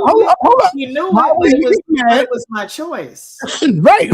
It was my choice. It was my choice. Why would he get mad knowing already that this is what you're going to do? Why get upset? But it was my choice to do it. Even though he knew I was going to do it, I still made a choice. You're missing my point. Why get jealous? Why get upset? Why not already do it? Because you're going to do that. See, it don't make no sense. And here's another thing. Okay. If you was to do that, how come God never hardened your heart if it was real? Like God hardens the people's hearts. He hardened your heart. If you disobeyed him, how come he never hardened your heart? You found your way back. But guess what? Hold on. I'm glad the Lord did not harden my heart. I'm glad. Hold up, Sister Noble. There are women in the Bible. There are men in the Bible who God hardened their hearts so they could never come back. So they could never, say, yo, I do believe in you. Yeah. He never gave them that opportunity or that chance. Let's just say that I'm glad God did not harden my heart. Okay? I'm glad he did not harden my heart, because you are right. If he had hardened my heart, I never would have went back. Never. So you are absolutely right about that. And right. I'm glad, because I don't even want to imagine what that would be like if God had hardened my heart. Okay. I don't want to imagine. So what that would be like. But anyway, Go ahead. Yeah, but that's all I'm saying. I'm just saying, we got to really think about what it is that we really saying that we worship and that what we praise. Let me go here. But I'm going to tell you now. I know that there are dark forces that are after me. I know that. If I don't know anything else, I know that there are dark forces that are after me. I always say say this to people. Only, listen to me very good. Yeah. Only if you give them that power. If you believe that and you give it that power, you psych yourself out to believe that there are dark energies out there, that there are dark spirits trying to get me. Because now you already programming yourself to believe that. So if anything bad might happen to you, you already say, oh, that's that right there. It's doing that to me. Instead of saying, damn, you know what? Whatever happens is going to happen. I don't believe none of that stuff, you know? Whatever happens is going to happen. Don't give it the energy. Don't give it the power. And what I mean by that is when you constantly believe and then you see people get crazy and people get really crazy like that, walking down the street thinking that, you know, the God is doing this to you or some dark spirit is doing this to you. That's because you gave it that power in your mind. You psyched yourself out to believe in that. Now, I want to take you away from here. Being that you wrote a powerful book, what is your next project, if any, if you have any? My next project, I didn't think about it. I haven't thought about it, what I'm going to write next. I haven't. If I did write anything, if I did write a book, next it would be, I think I want to expound more on the Epstein files. Yeah. I think I would like to explore that more and write about that, you know, because this is like one of the largest cover-ups of a sex trafficking network in this nation's history. I do believe that this is like the largest cover-up of a sex trafficking network in this nation's history. And this Epstein's cover-up is something that historians and journalists and others will be, they'll be talking about, debating about, I believe, for the next 30 years. Because 30 years? Yeah, I do. Yes, I do believe that this is something that will be debated about, talked about off and on for the next 30 years. Okay, because it's bad. I have not sat down to look at those files myself. And I don't want to, because I already know that it will make me depressed.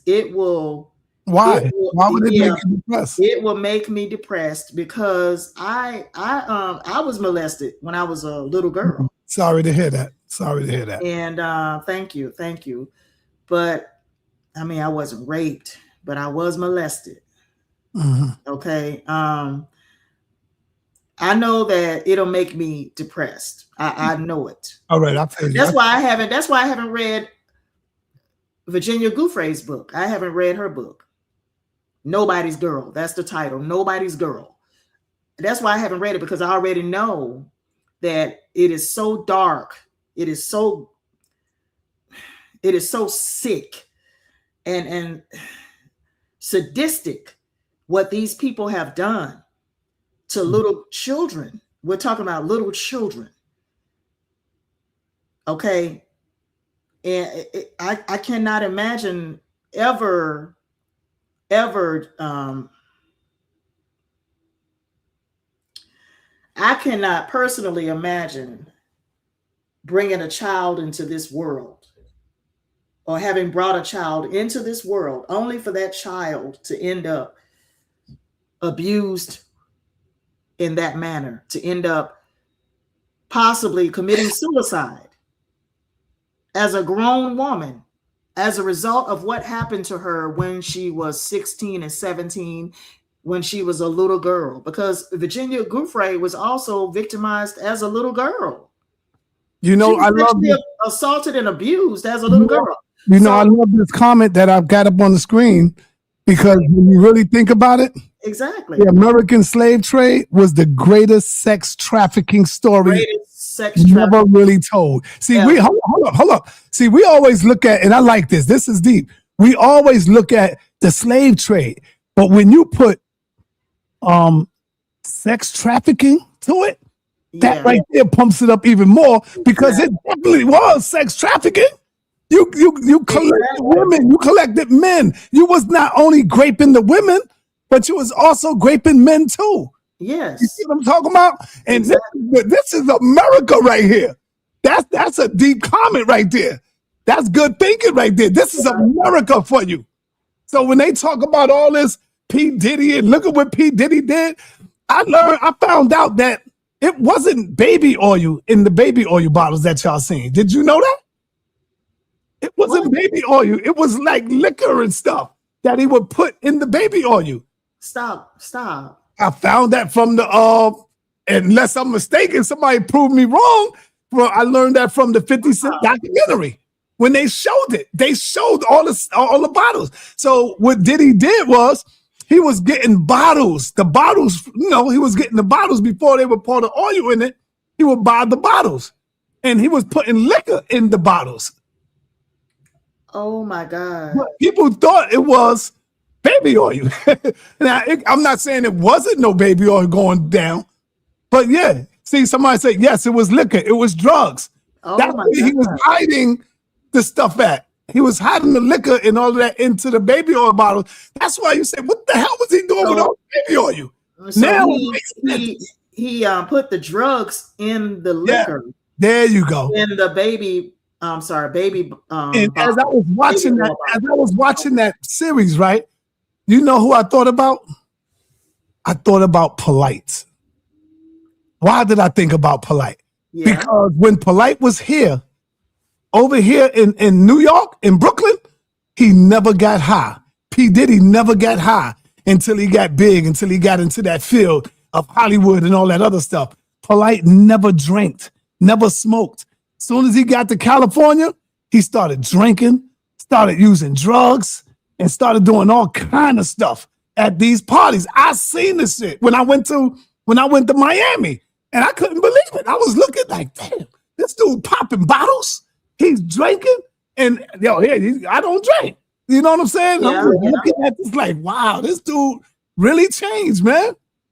Yeah, and me and Inky was just talking about that not too long ago. And so that's what I thought about when I seen how they got Diddy. Yeah. Now, I don't believe everything in there, but Diddy's goddamn, that's a monster for you, man. Looking at that documentary. Yeah. If y'all didn't see that documentary, go check that out, man. Go check that out right there. That's crazy.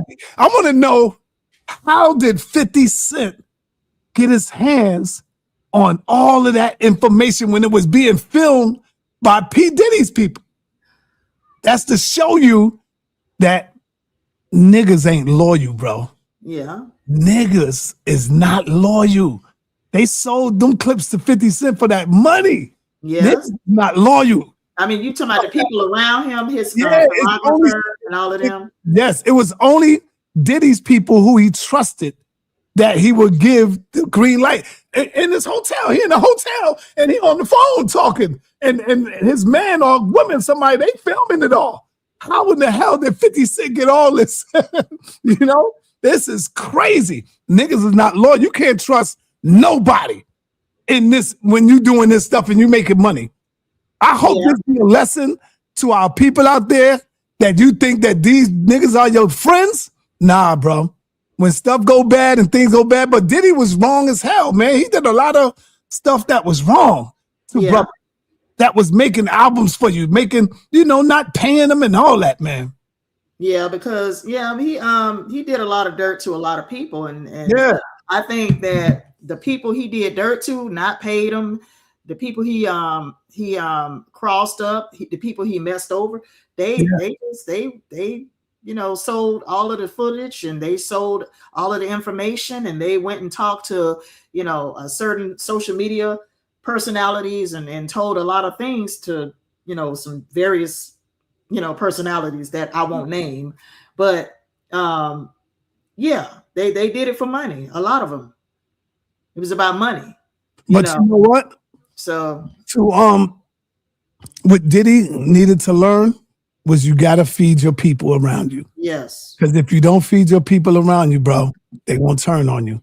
Yeah. And the first time they get an opportunity to turn on you, they're going to turn on you. P. Diddy raped. P. Diddy raped his one of them. I forgot who he was. He was a guitar player.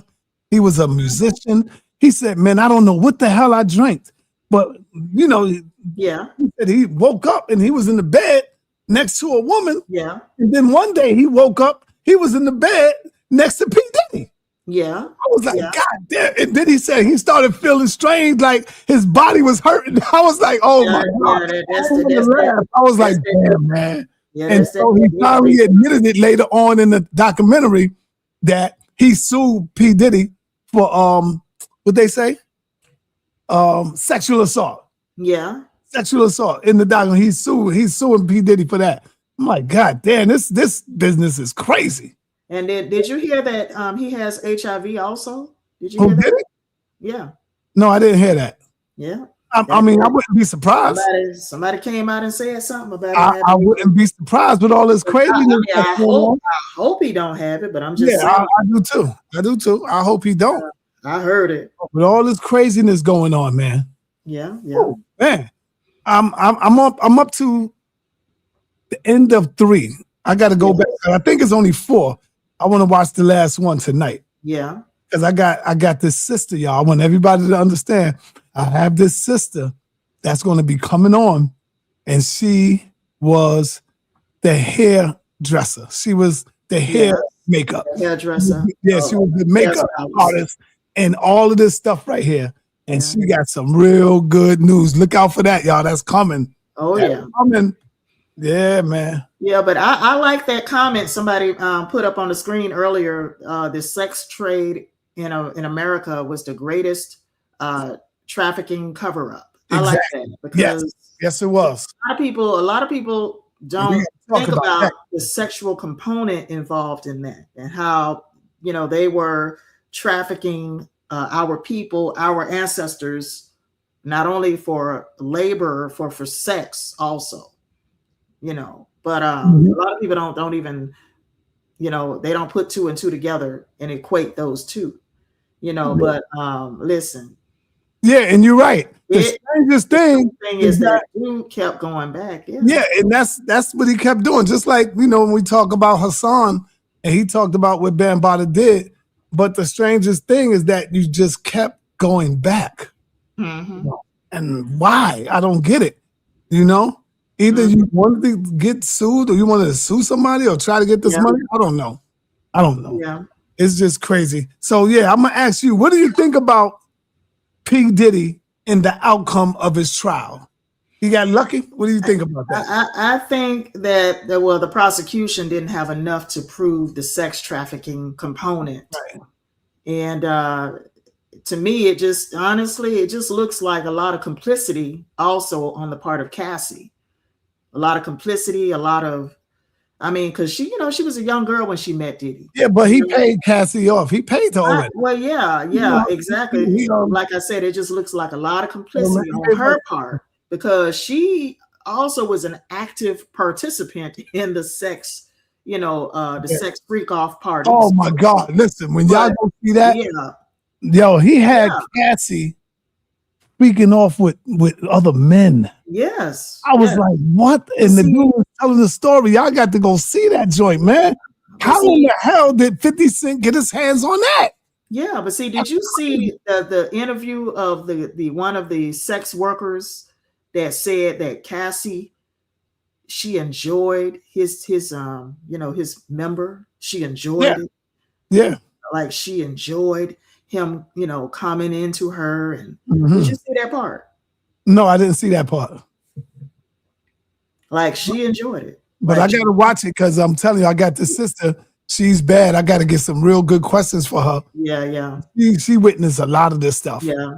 And I'm not talking about the P. Diddy documentary. I'm sorry. I'm talking about actually Tasha K's interview with one of the sex workers. Was it Tasha K who interviewed one of the sex workers, or was it Jaguar Wright? It might have been Jaguar Wright. Yeah, it could have been Jaguar because she it might have been Jaguar Wright. Yeah. So sometimes I get people mixed up, but Jaguar Wright, I think she did an interview with him, if I'm not mistaken, talking about he was talking about how Cassie, she was like she loved it. Like, she was involved every step of the way. She picked the men.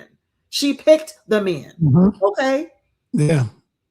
She picked them, and she loved his member, and she loved how big it was, and stuff like that. And no, I'm serious. I mean, this is what he said. One of the sex workers, and I think he is suing. I think he's suing her, if I'm not mistaken. I think. Yeah, I could be wrong, but I think he is suing her. So yeah. I'm gonna open up the floor for some guests to come in, and they can probably ask some questions. What's going on Suntan? Hold on. What's going on, Si? I'm a little pissed. We just got embarrassed by the Vikings. Yeah, that's right. Hey, what you happy for, man? What? Talking about? Hold on, what you happy for, bro? Hey, so you ain't hear the conversation we had here? Yeah, I heard. What do you think? Do you have any questions for Sister Noble? How you doing, Sister Noble? How you doing? Peace to you. I just have a couple of things to tell you about a tyrant, which is Trump. I don't hate him either, but he is a tyrant. And what he's doing, it may last just for a month or two, but it's not going to last. It's not going to hold, because our country is as one, we live on the status quo. So all that taking the insurance away and all that, that's just his huffing and puffing, right? He in enough trouble as it is, and then they got J.D. Vance coming back to the rear. So, and I want to say this also with the Bible, and then I get back to the politics till somebody else get on. Sister Noble, you got to understand this, because I was a strong Bible believer, and I still think the book is good, because me and you could prophesize, me and you, sa.neter. We can look at a situation and see what's going to be foretold. The Bible got a lot of things that was foretold, right? Nostradamus have nothing to do with the Bible. He did a lot of prophesizing, if you want to call it that, right? So my thing is this right here. I like basically dealing with the New Testament because it deals most with love. And the Hebrew Israelites, they say that the Bible is only, Christ is only, I'm coming back for them only. And then the rest of she looked at me like, jump back. But that's what they preach, that they coming back for them only, just the Israelites, and the rest of us, we're going to be the Israelite slaves. Oh, I know what you're talking about. Yeah, they're the chosen people, right? They're talking about, okay. See, I break all of this down in my book, The Man of Lawlessness. Go ahead. There is a pre-tribulation rapture of the church, but there's also a post-tribulation rapture. The pre-tribulation rapture, according to 1 Thessalonians chapter 4, verses 15 to 17. 1 Thessalonians, I know it by heart. I just want to read it to the audience. For the Lord himself shall descend from heaven with a shout, with the voice of the archangel, and with the trump of God, and the dead in Christ shall rise first. Then we which are alive and remain shall be caught up together with them in the clouds to meet the Lord in the air, and so shall we ever be with the Lord. That's 1 Thessalonians chapter 4, verses that's the rapture, right? 16 and 17 and 18. Yes, that's the rapture. That's the pre-tribulation rapture. Okay. The post-tribulation rapture will involve the 144,000 of the 12 tribes of Israel who had returned into the Holy Land, according to biblical prophecy. Okay. See, like I said earlier, 10 tribes were captured under the Assyrians, and they were scattered abroad. Okay, after that, they were scattered abroad. And a lot of them went into Africa, but a lot of them also went somewhere else, into a whole nother world, another land. Okay, another land. And those 10 tribes, according to biblical prophecy, 12,000 of them each will return into the land of Israel. That is according to biblical prophecy. You got the tribe of Judah and the tribe of Benjamin also. Now they were scattered abroad after the the Babylonian captivity. But after the Romans came and destroyed the city and the temple in 70 AD, the tribes of Judah and Benjamin were scattered abroad even more. Does that make sense? Yeah, I'm following you, but here's my thing. But no, let me finish. Let me finish. Yeah, because I ain't finished. Let me finish. I don't want to be the post-tribulation rapture involves the 144,000 of all the 12 tribes of Israel, except for the tribe of Dan. For some odd reason, the tribe of Dan is not included in the Revelation. Now, those are the ones, those comprise the virgins according to the Revelator. Those comprise the virgins who had not. Let me just go to the book of Revelation. Let me say this to you. Let me say this. I understand what you're saying. I have a great question for you. Okay, go ahead. Now, would you? And I just need you to be the advocate. I ain't gonna say devil's advocate because I just want you to be an advocate for what I'm saying. Now, would you agree if you be the best person Sister Noble could be? You try to help others, and you don't let nobody mess over you. You live a good life, or you live a life that you've been, blessed with, right? You work, you do everything under the sun that humanly possible to be under the word good, to be good, right? So would you rather live like that, or would you rather live by a book that's telling you all of these different prophecies and all these different things that's been spoon-fed through us, the European, because the book has been Europeanized, right? And whether it's, yes, because I'm going to take you back one more step. Before the before the book was tampered with, it was in Africa already. They was doing their praises to the elements and the sun. That's how Black people, we had our own spirituality, if you want to call it that.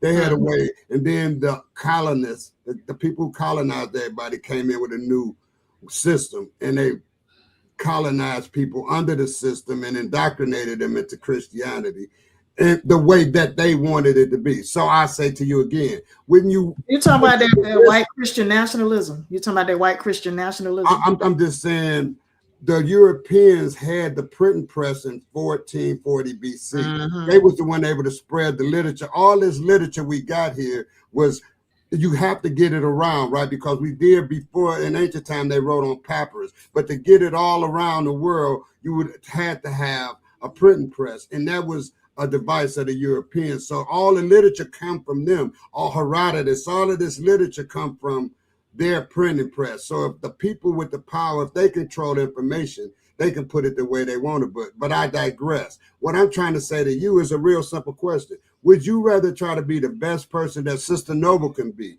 The life that you live, the testimonies that you have about God, they are real, and I wouldn't say they ain't, because I got my own personal testimonies as well. But what I'm saying, would you rather live under that paradigm, or would you want to go to a book and live under that paradigm, which is you don't really know how you're going to turn out as a person? So which paradigm would you rather be under? I would rather be what God made me to be. I would rather be what the Lord want me to be. I would rather be what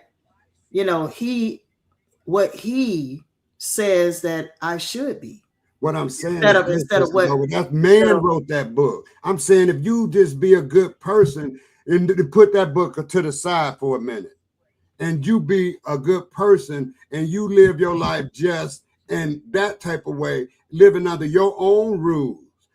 Because you living under your that's the rule of being a nice person, being productive, taking care of your kids and your family. I'm saying under that. Or do you want to be under a book telling you what to do? See, I'm telling you, you can keep your book, but let's put it to the side, and we ain't got to teach nobody about the way to live. If you know how to live, if you're a human being, you know how to live on this earth right now. So that's I digress.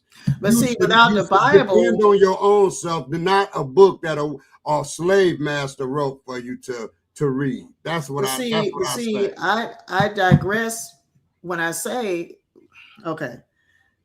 Oh, it's a different. But first of all, How would I know how to live were it not for the word of God? Because you know not to kill nobody. Listen, how to live righteously. Let her talk, brother. I mean, according to God's purpose. How would I know how to live righteously according to God's plan or purpose? Let me ask you a question. Not for his word. So, Sister Noble, how long you think the Bible been on the planet? How long you think man been on the planet? Hold up.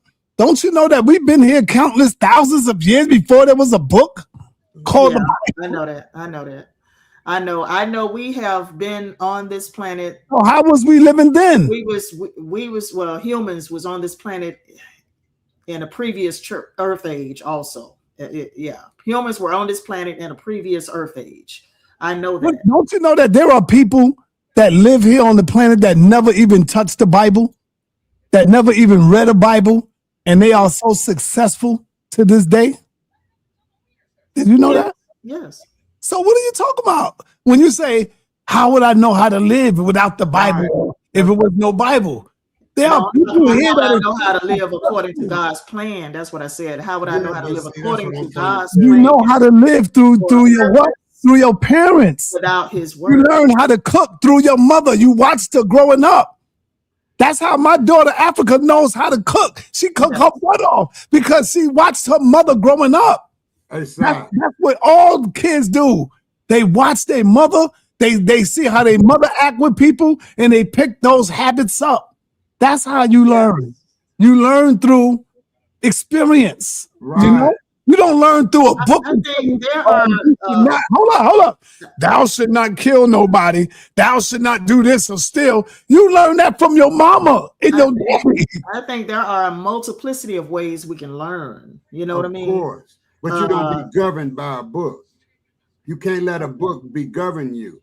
That's all I'm trying to say. And I'm not trying to tell you what to do with your book, but I just asked you to put it to the side, keep it personal. That's how I keep my spiritual beliefs personal. My book is personal. I read and I understand it the way, because I got my 5 senses. I'm not illiterate. I can read, I can research the words, I can understand the study, but I'm not going to be telling you where the scripture said do this and do it this way.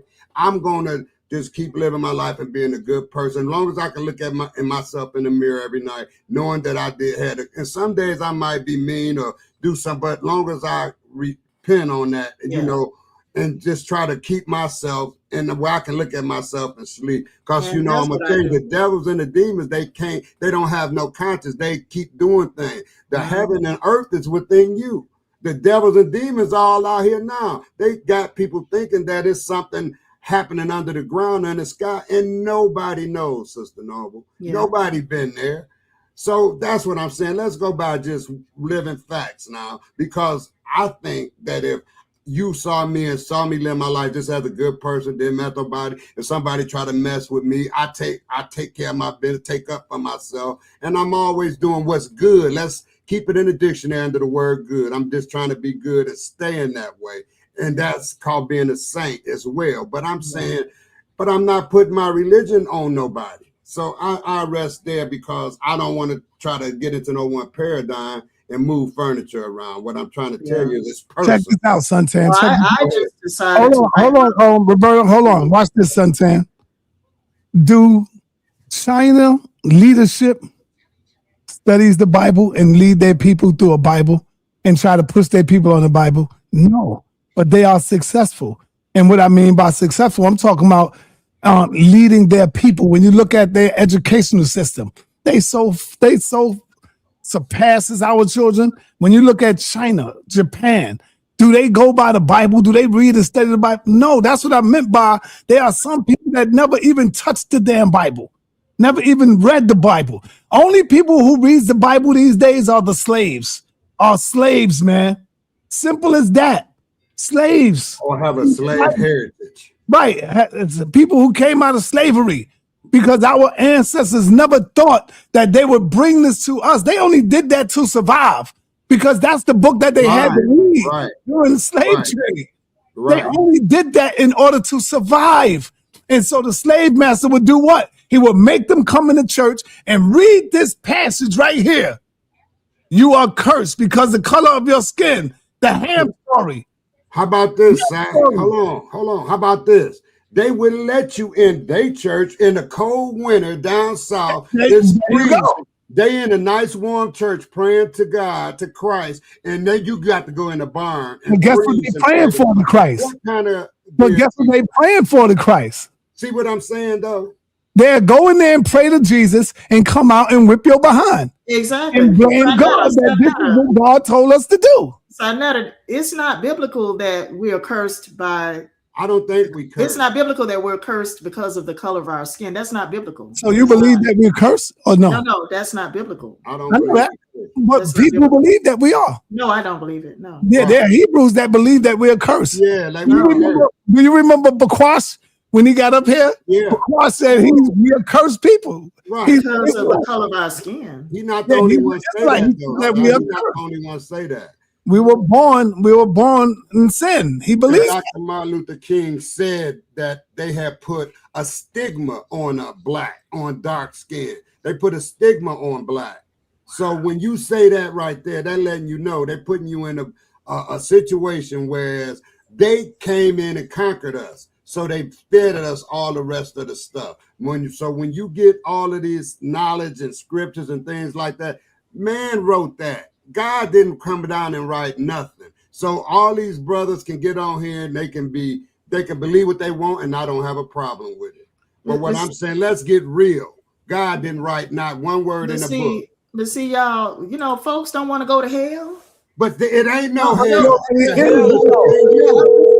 Hold on, everybody. Hold on. Go to hell. Hold on, everybody. Hold on for a minute. I like that. Let me see if you pick up. But Sister Noble, heaven and hell is a state of mind. Right. Like it's not real. It's not a real place where you think you're going to go when you die. Hell is in the heart of the earth. I don't want to go to hell. Please let me say this. Sister Noble, please. Hold on. One at a time, brother. One at a time. Let me say this then. Yeah, but I'm talking. You can say it when I'm done, brother. That's all I'm saying. But Sister Noble, heaven and hell is a state of mind. It's not a place where people go that they call hell, and it's not a place that you go where they call heaven. Source up, son. It's right here. Right here is where you live. If you live your life as a hell person, guess what? You're living in hell. But if you live your life as a righteous woman, you are living in heaven right there. Yeah. Hey, hold on. The brother that said sauce up saw. Yeah, man. Are you saying that there's a place called hell, Easy Bear? Yes. Yes. And where is this place at? Hell is in the heart of the earth. It's another dimension. It's a metaphysical place. Yeah. Oh my God! It's a real place. Can I say what I wanted to say? Everybody, hold on.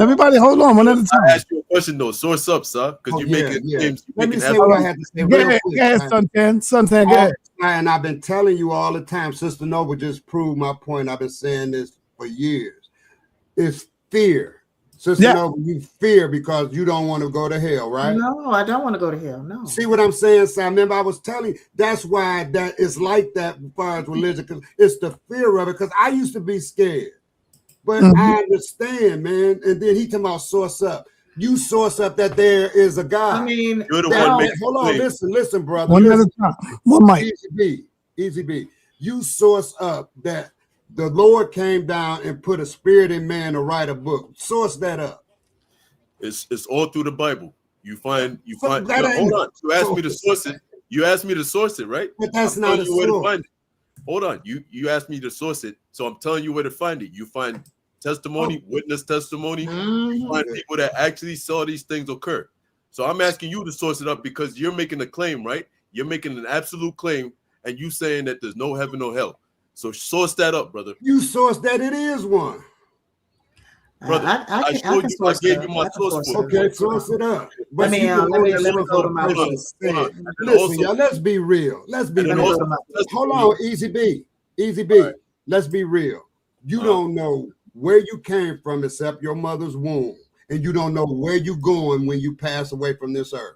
That's all I can tell you. So nobody know. So you can listen, bro. Why are you making absolute claims like you know something that we don't know? I don't know. You don't know. So why are you telling her to stop believing in what she's believing when you don't even know? See, there you go. Now you putting in assertions. Sister No, did I tell you to stop believing? No, you didn't. Hold on for a minute. Sister No, I just stop believing that one time. Okay. Y'all didn't try to tell her that. I listen, because Easy B, that's what you want to hear. I just said I don't go in nobody's paradigm trying to move around furniture. You believe what you want to believe, and I'm fine with that.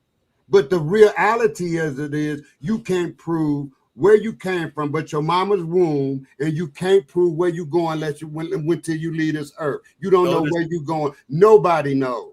Respectfully, Elder, didn't you just say there's no heaven or hell, right? It's within you, man. All right, y'all chill for a minute. Sister Noble got up something. Go ahead, Sister Noble. Okay, hold on for a minute. Well, this is my book, America at the Crossroads, A Nation in Moral and Economic Decline. So chapter 7, I wrote the fourth dimension. Okay, there's a plethora of information regarding medical research and near-death experience cases in which research papers have been published stating that there is consciousness once the brain shuts down and the patient has been declared clinically dead. This means this deceased consciousness continues to have memories of their lives while in the physical body continues. One medical doctor stated that in most of all his cases, there was consciousness long after the deceased brain had shut down. He also said that they know they're dead. What if the deceased whose life has been suddenly snatched from him or her through violence, treachery, murder, etc., cannot leave this plane and has not crossed over? They miss their physical lives. They miss their loved ones, children, food, even sex. Listen, there is consciousness beyond the grave. That's what this chapter is about. Okay, everything that made them who they are at the core of their being lives on even after their physical body dies. The spirit body, i.e. consciousness, is no longer encapsulated in a physical cage, which is the body. Pure consciousness can travel anywhere outside the physical body. The real you are most alive after you have been declared clinically dead, which is when your brain shuts down completely. All the deceased memories are intact, except now they're in another dimension. Jeez. Which also leads me to the hollow earth. Don't read too much. Let them buy your book. Now, I mean, it's quite interesting. Listen. I gotta. It's quite interesting. Let me just read one more section, okay? Go ahead. Hollow earth is a new term for the underworld. Or netherworld. The Hebrew term Sheol was another word for the netherworld. In fact, the Old Testament word Sheol transliterates to the words pit, the grave, abode of the dead, nether regions. The word Sheol was found 65 times in ancient Hebrew scriptural texts, and Hades was found 11 times in the Greek translations of the New Testament. Sheol, as based on our current Old Testament Bible, denotes a place of darkness and suffering, also a place of physical fire. In the Old Testament, Sheol was the place where the righteous dead descended. Hades, from the Greek New Testament, is a place denoting the evolution of Sheol, and Hades houses prisoners in the lowest parts of the earth. The Bible speaks of Hades enlarging itself. Hades is also synonymous with the word Tartarus. And according to Greek mythology, Tartarus is where Zeus had banished the Titans. Peter, the apostle, spoke of angelic beings who had sinned that were banished to Tartarus, which consists of the lowest parts of Hades. I'm going to stop there, okay? These are the verses that y'all, it's a whole lot of them too. Go and check it out. Go check out my book, okay? Is it on Amazon? All right, hold on. Noble, I need you to drop the link to your book in the back chat so I can put the link up.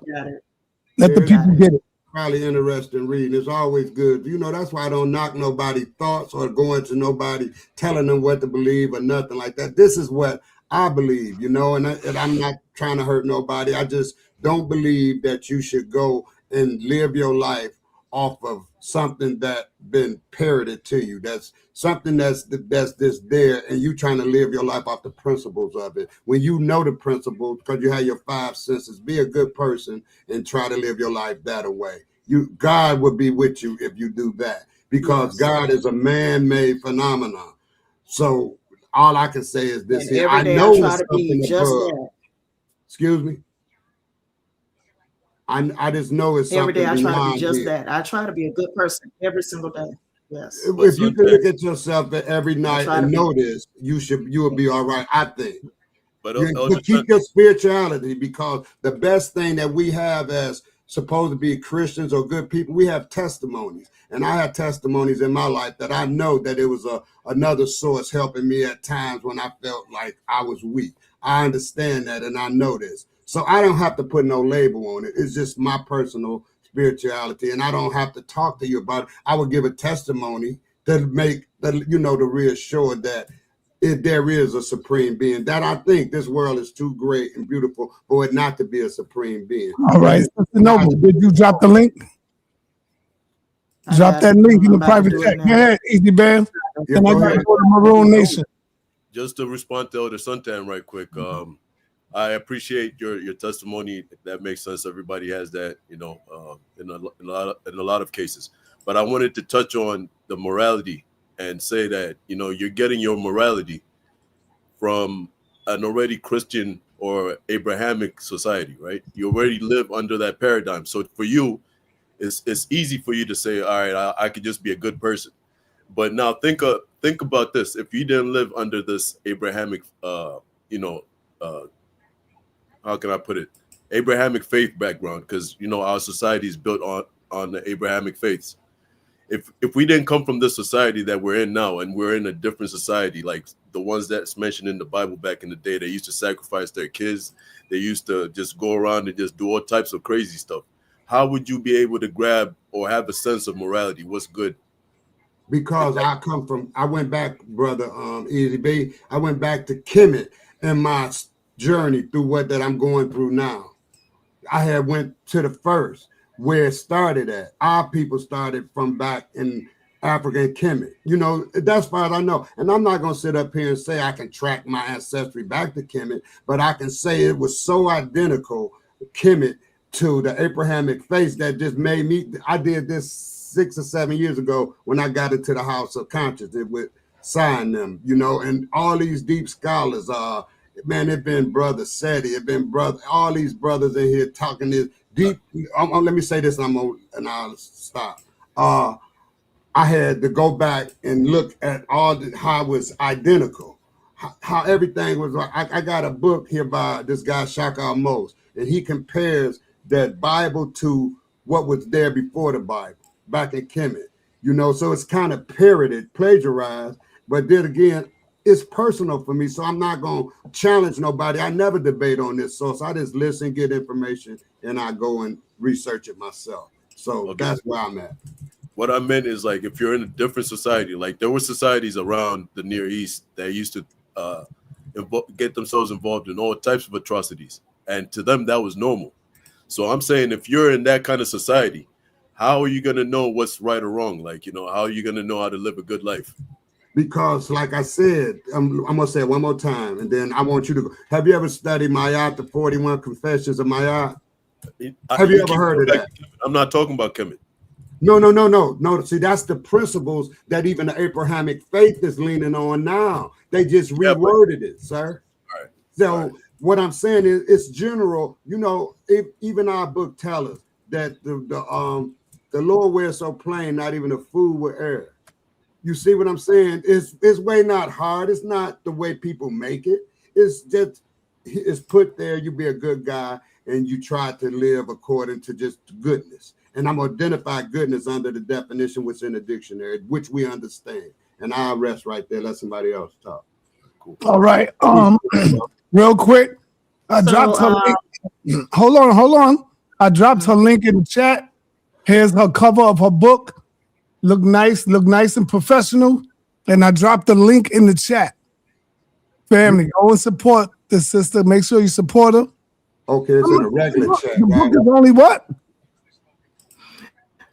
This book is $5.99. Okay, there you go. Oh man, let's get that. I'm gonna get it now. Now this is a 49 pages book right here. This is the paperback. It's good. I also have the hardback. All right. The link is in the chat. If y'all want to get the book, check it out. In hardback as well. It's in hardback as well. America at the Crossroads. America at the Crossroads. National and moral economy decline. Paperback. Okay, October 24th. And nation and moral $5.99. I'm gonna go and buy it now. You know what else though, Sister Noble? I know you're talking about the president in there, right? Right? Yeah, in the first chapter, I wrote a chapter. Listen to me. I said Donald Trump's second presidency is a dictatorship. Listen. Yeah. You should have put his face on the cover too. You would have had sales from a lot of the Europeans as well. You know? Yeah. Think about that. Think about that in your next material. Yeah. You will get a lot of sales from that. Okay. You got to put Trump face on the cover. Because now the people know what you're getting into. Okay. And that'll be a good seller right there. Yeah. All right, Sister Noble, I just bought it. Okay. I just bought it. Thank you. And thank you. But let me know and do a review on it. Yeah, I just want to let me know your honest opinion. Right. But, I will. Yeah, you gotta come back and see also my story. Yeah, this is also, my story of going from Christianity to atheism and back to Christianity again. So that's because you're still trying to find out. And you know that Christianity is bullcrap. You know it deep in your heart. So let me go on over to Christianity began in the 1st century AD, and it started in Israel. That's where it began. It's men like Easy Bands who bring women to this nonsense, man. It's men like Easy Bands who bring the women. No. That's good. No. That's good. That means we're saving our women. Unlike you trying to take our women. All right. To atheism. I grew up in Christianity. I grew up in it though. I was a little girl. All of us did. I can say this though. I've never been an atheist. I always had a belief in me since I've been 4 years old. I learned the 10 Commandments at 4 down in the Brewster Projects in Detroit. This old man, if you knew a Bible phrase, you get a quarter. This was in 1964. So a quarter was a lot. So if you learned the 10 Commandments, you get $1. So I studied that at 4 and learned it and got me a whole $1. And I was at the confectionery, piled up on candy, man. So like I said, I was taught by an older fella, and he taught the whole projects. If you sit down, he give you a piece of fruit that you got to quote Bibles, scriptures and stuff of that nature. But like I said, now we just got to keep our spirituality to ourselves. Your testimony you can let someone have. If they don't take it, shake the dust off your feet. But keep your spirituality to yourself. All this leading people. But see, brother, it's a bit too late for that. I've written about 3 books already. I mean, I'm just telling you, it's a bit too late for that. Well, what I'm saying is, it's personal what God do for you and what your connection with the Spirit is personal. But you can confess your testimonies, and that's good if that's what you want to do. Right. Jesus wants us to spread his message, right? He wants us to spread the All right, hold on. Let me get my Maroon Nation. Check out. Yes. Go ahead. Okay, no. I mean, I know you already given me permission to come on tomorrow and talk. Right. So today, as I was listening to this, it's also playing on the same lines where I'm talking about how God is nothing more than the government or the formation Go ahead. Hello? I didn't hear you. Yeah, I said, go ahead. You on it? Go ahead. Yeah, or the formation of government.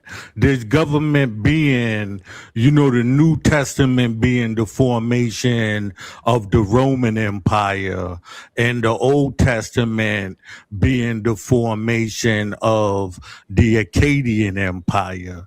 Now, with this formation comes the laws of the land. So these laws are left behind by the emperors after they die, because this is how you become a god. You become a god by, after death. Okay, you're getting deep into it. You're getting serious. Yeah, I got my brother tomorrow, y'all. Y'all better tune in, man. Morris Nation. He's going to be going up against Apostle. We're going to get that date soon. And he's taking on Apostle. And I already know he's going to beat Apostle. And so when he was on the show with Apostle don't let nobody talk. And as soon as he told me that, I said, brother, oh, man, I already know what happened, man. As soon as the brother tried to go into a spill, Apostle cuts him off, Apostle get a little power. He don't know how to act. Right, especially with the controls he got. Oh man, with the control, you don't know how to act, boy. Right. You don't know how to you act. Gotta hear him out now. Now I got to be the moderator when these two brothers get in the room. Definitely. Yeah, man. So let me hear from my brother over here, man. That's why. Hey, what's up, man? I say, man. I just been listening, hearing what you brothers got to say. What's going on? Definitely still want to bring out that one bill that I hit you in your email about, Sa, regarding the plagiarization of the Bible, how it stole from the more ancient manuscripts. I want to bring that out, Sa. When you ready? To be honest, the presentation is finished. Oh man, okay. So whenever you're ready. Well, yeah, I've already shared. You already got access to the presentation. Just I'm gonna hit you again, and it's gonna be within our thread. You got access to the entire presentation already. I'm ready to go. You got to send it again then. I got you, ain't no doubt about it. All right, now do this for me. Go into the private chat, and you'll see my number. That way, just hit me, because sometimes I don't be looking at my email a lot. But call me. That's my direct line. They go my email. That's my number. Okay, bet. That way you can call me and you can get right to me. Okay. So I gotta get ready to be out, y'all. I gotta be out. I want to give Alberta. Oh, do they still call you Sister Noble or no? Yeah, people still call me Sister Noble. Oh, because you got a different name, Unplugged. Yeah, that's my new channel name for now. Oh, okay. That's my new channel name. I'm getting ready to close out right now, y'all. So go ahead, sister. I'm gonna let you go ahead and close us out. And great show. You did good. And maybe you could come back for a part 2. Thank you. I will. Do you have a link to your Cash App? Yes, I do. I just provided it in the back chat. No, that's not a link though. I need a link. We'll go straight to your Cash App. I got it. I got it. I'm gonna go get it right quick. In case anybody want to throw you a few dollars or something for your bill, that'll be great. Yes. I'll put it in the chat anyway. Do it now. There it goes. It's in the chat. If y'all know how to find that, get it. Send your sister a few dollars if y'all can afford it. It is Christmas. I just want to say you did great, sister, because I seen sa.neter put some pressure on you, but you held it down. And she handled it too. She did good. He did. Right. He did. You didn't get emotional, and that's good. You know what? Guess what, though? Don't think I have failed, because just because you don't see it now, you could see it in another month or 2. You could see it in another year. You could be like that, because that's what happens.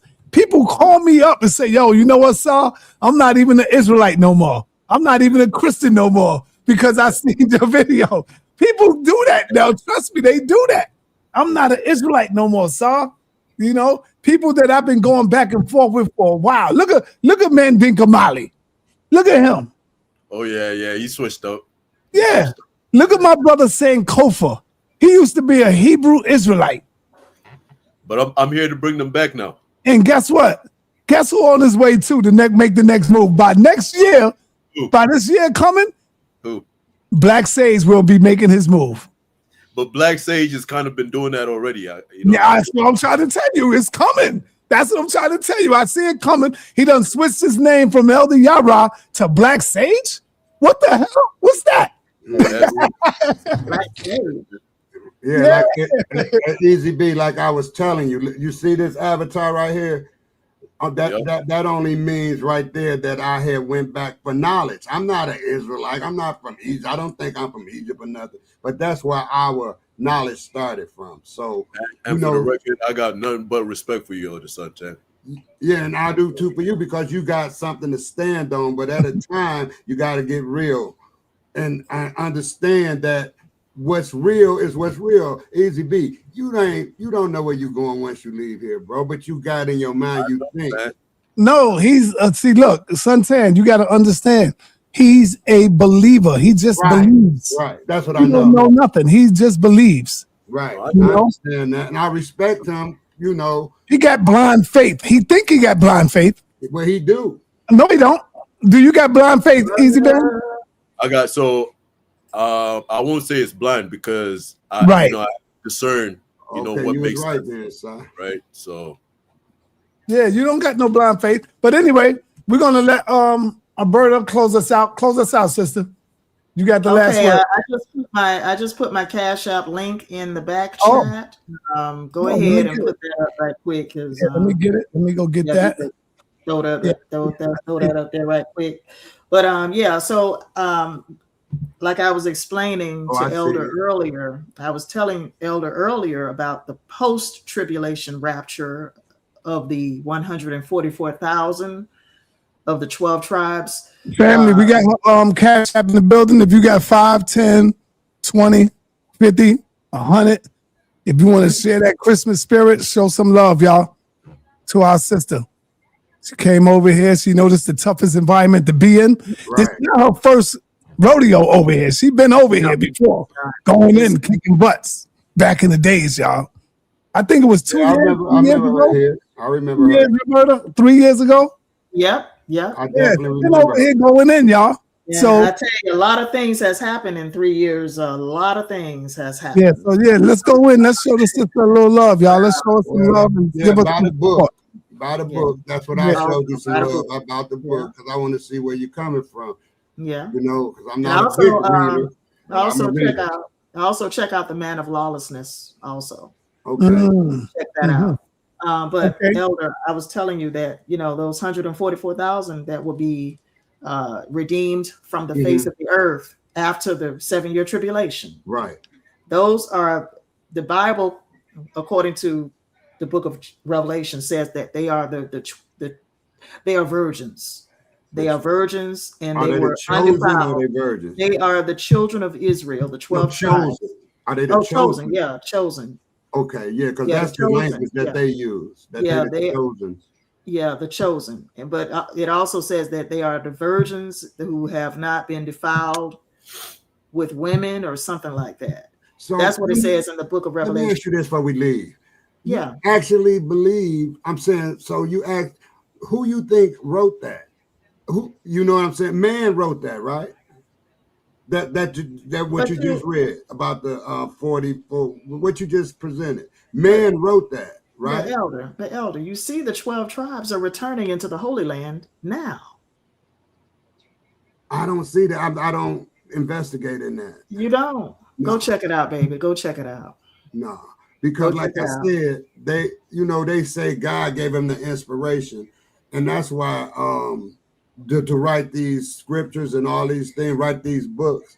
So I just, in my defense, I want to know why they leave out the book of Jubilees, why they leave out this book and that book and that book. Right? You mean holy men of God spake as they were moved by the Holy Ghost? You mean? No. Who wrote these scriptures and these things that you just pronounced? Holy men of God spake as they were moved by the Holy Ghost. Right. See what I'm saying? So that's just somebody saying that. That's all that's what got me. And I'm 65 years old because I've been in belief for a long time. So I had, like 6 or 7 years ago, I started studying. So elder. Yes. Well, you're trying to say that Men wrote the Are you philosophy. trying to say that the character that is called Isaiah, the character that is called Jeremiah, the character that is called Ezekiel, are you saying the character that is called Enoch? Are you saying the character that is called Moses? Are you saying that they never wrote these scriptures? Never existed. They never wrote any biblical text at all. It's a mythical story. The character that is called these men, these people that I just named, are you saying that they never wrote not anything down? Nothing. If they was real people, they did, but they mythical. They within a story. But just because it's a myth doesn't make it unreal, Elder. Oh yeah. You believe Jesus walked on water? Yes, I do. Do you believe he fed one fish and fed 1,000 people? You believe that? 2 fish, yes. 2 for however many. See, that's what I'm saying. That's not logical. So that's not real. Elder Suntan. How is a myth real? They use that as a story to teach. Okay. Oh yeah, so that's me. A myth. What I think. Let me. Okay. So you ever heard of the placebo effect, Elder Suntan? I get what you're saying. The placebo effect. I heard that statement. What does it mean? So it's basically medical proof that your mind, you're able to make things happen using your mind. You're able to make miracles happen. For instance, the placebo. No. Yeah. So the placebo effect is an experiment that they did where they gave patients. There's a bunch of patients, right? They gave one group of patients sugar pills, and they gave the other group of patients the real medicine. But they told both groups, hey, look, this is the real medicine both of y'all getting. But one group just had sugar pills, no medicine in it. Right. What they found after the experiment is that both groups were healing themselves. So the ones with the actual medicine and the ones without the medicine, they healed themselves because they believed they were taking medicine. You see? So that's one of those things that comes, that science is able to prove that with our minds, we're able to do things that, are not logical. You know what you just did? Easy B. You just did the same thing I did. What I told Roberta when I said, if you think that there are negative things out there coming to get you, then that's going to happen to you because you're really making yourself believe that. The mind is strong. You're yourself up in your mind.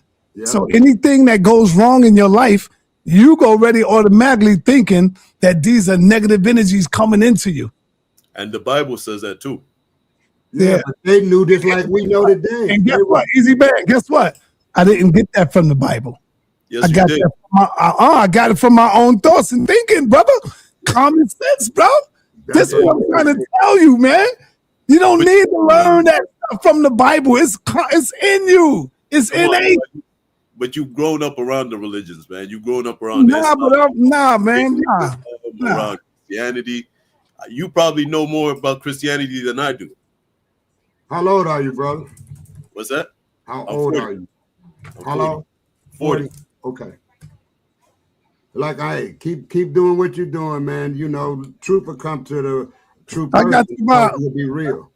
I got you about 22 years, brother. Yeah, so I know you've been around the block, So I've been doing this right here, man, when you was walking around in doodle diapers, brother. I've been doing this. And you're talking about Badu, mommy, Badu. Walking around, bro. I've been on them streets, man. Word. Yeah. You need the youth to bring you back, you know what I'm saying? Yeah, no doubt. I feel you, brother. We need the youth. So with that, with everything being said, close out for us, sister. This is the last close. Anybody got any questions for me? No. And check out my books. Check out my books on Amazon. All of my books. Messages from Beyond the Grave. The Book of Dreams, Messages from Beyond the Grave, is another book that I published earlier this year. The Book of Dreams, Messages from Beyond the Grave. And check out my book that I wrote on Caitlin Clark. Check out my book that I wrote on Aja Wilson. I like to write about sports. I love to watch women's basketball. You wrote a book on Caitlin Clark?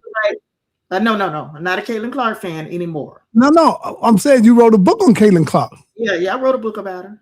Oh, okay. But I wrote a book where I used to be a fan of hers. I'm no longer a fan of hers. So you're a basketball fan? Yes, I am. Write a book about Jalen Brunson. I'll buy it. Yeah, so I like to write about Write a book about the captain, Jalen Brunson. Oh, are you serious? Oh, New York Knicks. You know New what? York Knicks. Oh, okay. I mean, I don't know anything about him, but you know, he's a bad man. I mean, I know him, I seen him, but I don't know anything about him. You know. Yeah, he's a bad man. Okay, I'll check him out more since you said something about him. But also check out my book on the fall of America, prophecy and the rise of dictatorship. Check that out as well. Right. Okay. I like to write about cultural phenomenon. I like to write about sports. I like to write about religion. I like to write about spirituality. I like to write about politics. So, you know, I can write about anything at all. So, all right. So I'm going to say thank you, my sister. Yeah, thank you. Appreciate you coming through, spending some time with us. And we'll talk to you later. Peace. All right. All right, family. I hope y'all took care of her. Hope y'all looked out for her. Hope y'all, this is Christmas. Easy B. Hope you donated, brother. All right. The sister came through on the toughest environment. And on y'all way out, thumb the video up, family. On y'all way out, thumb up the video.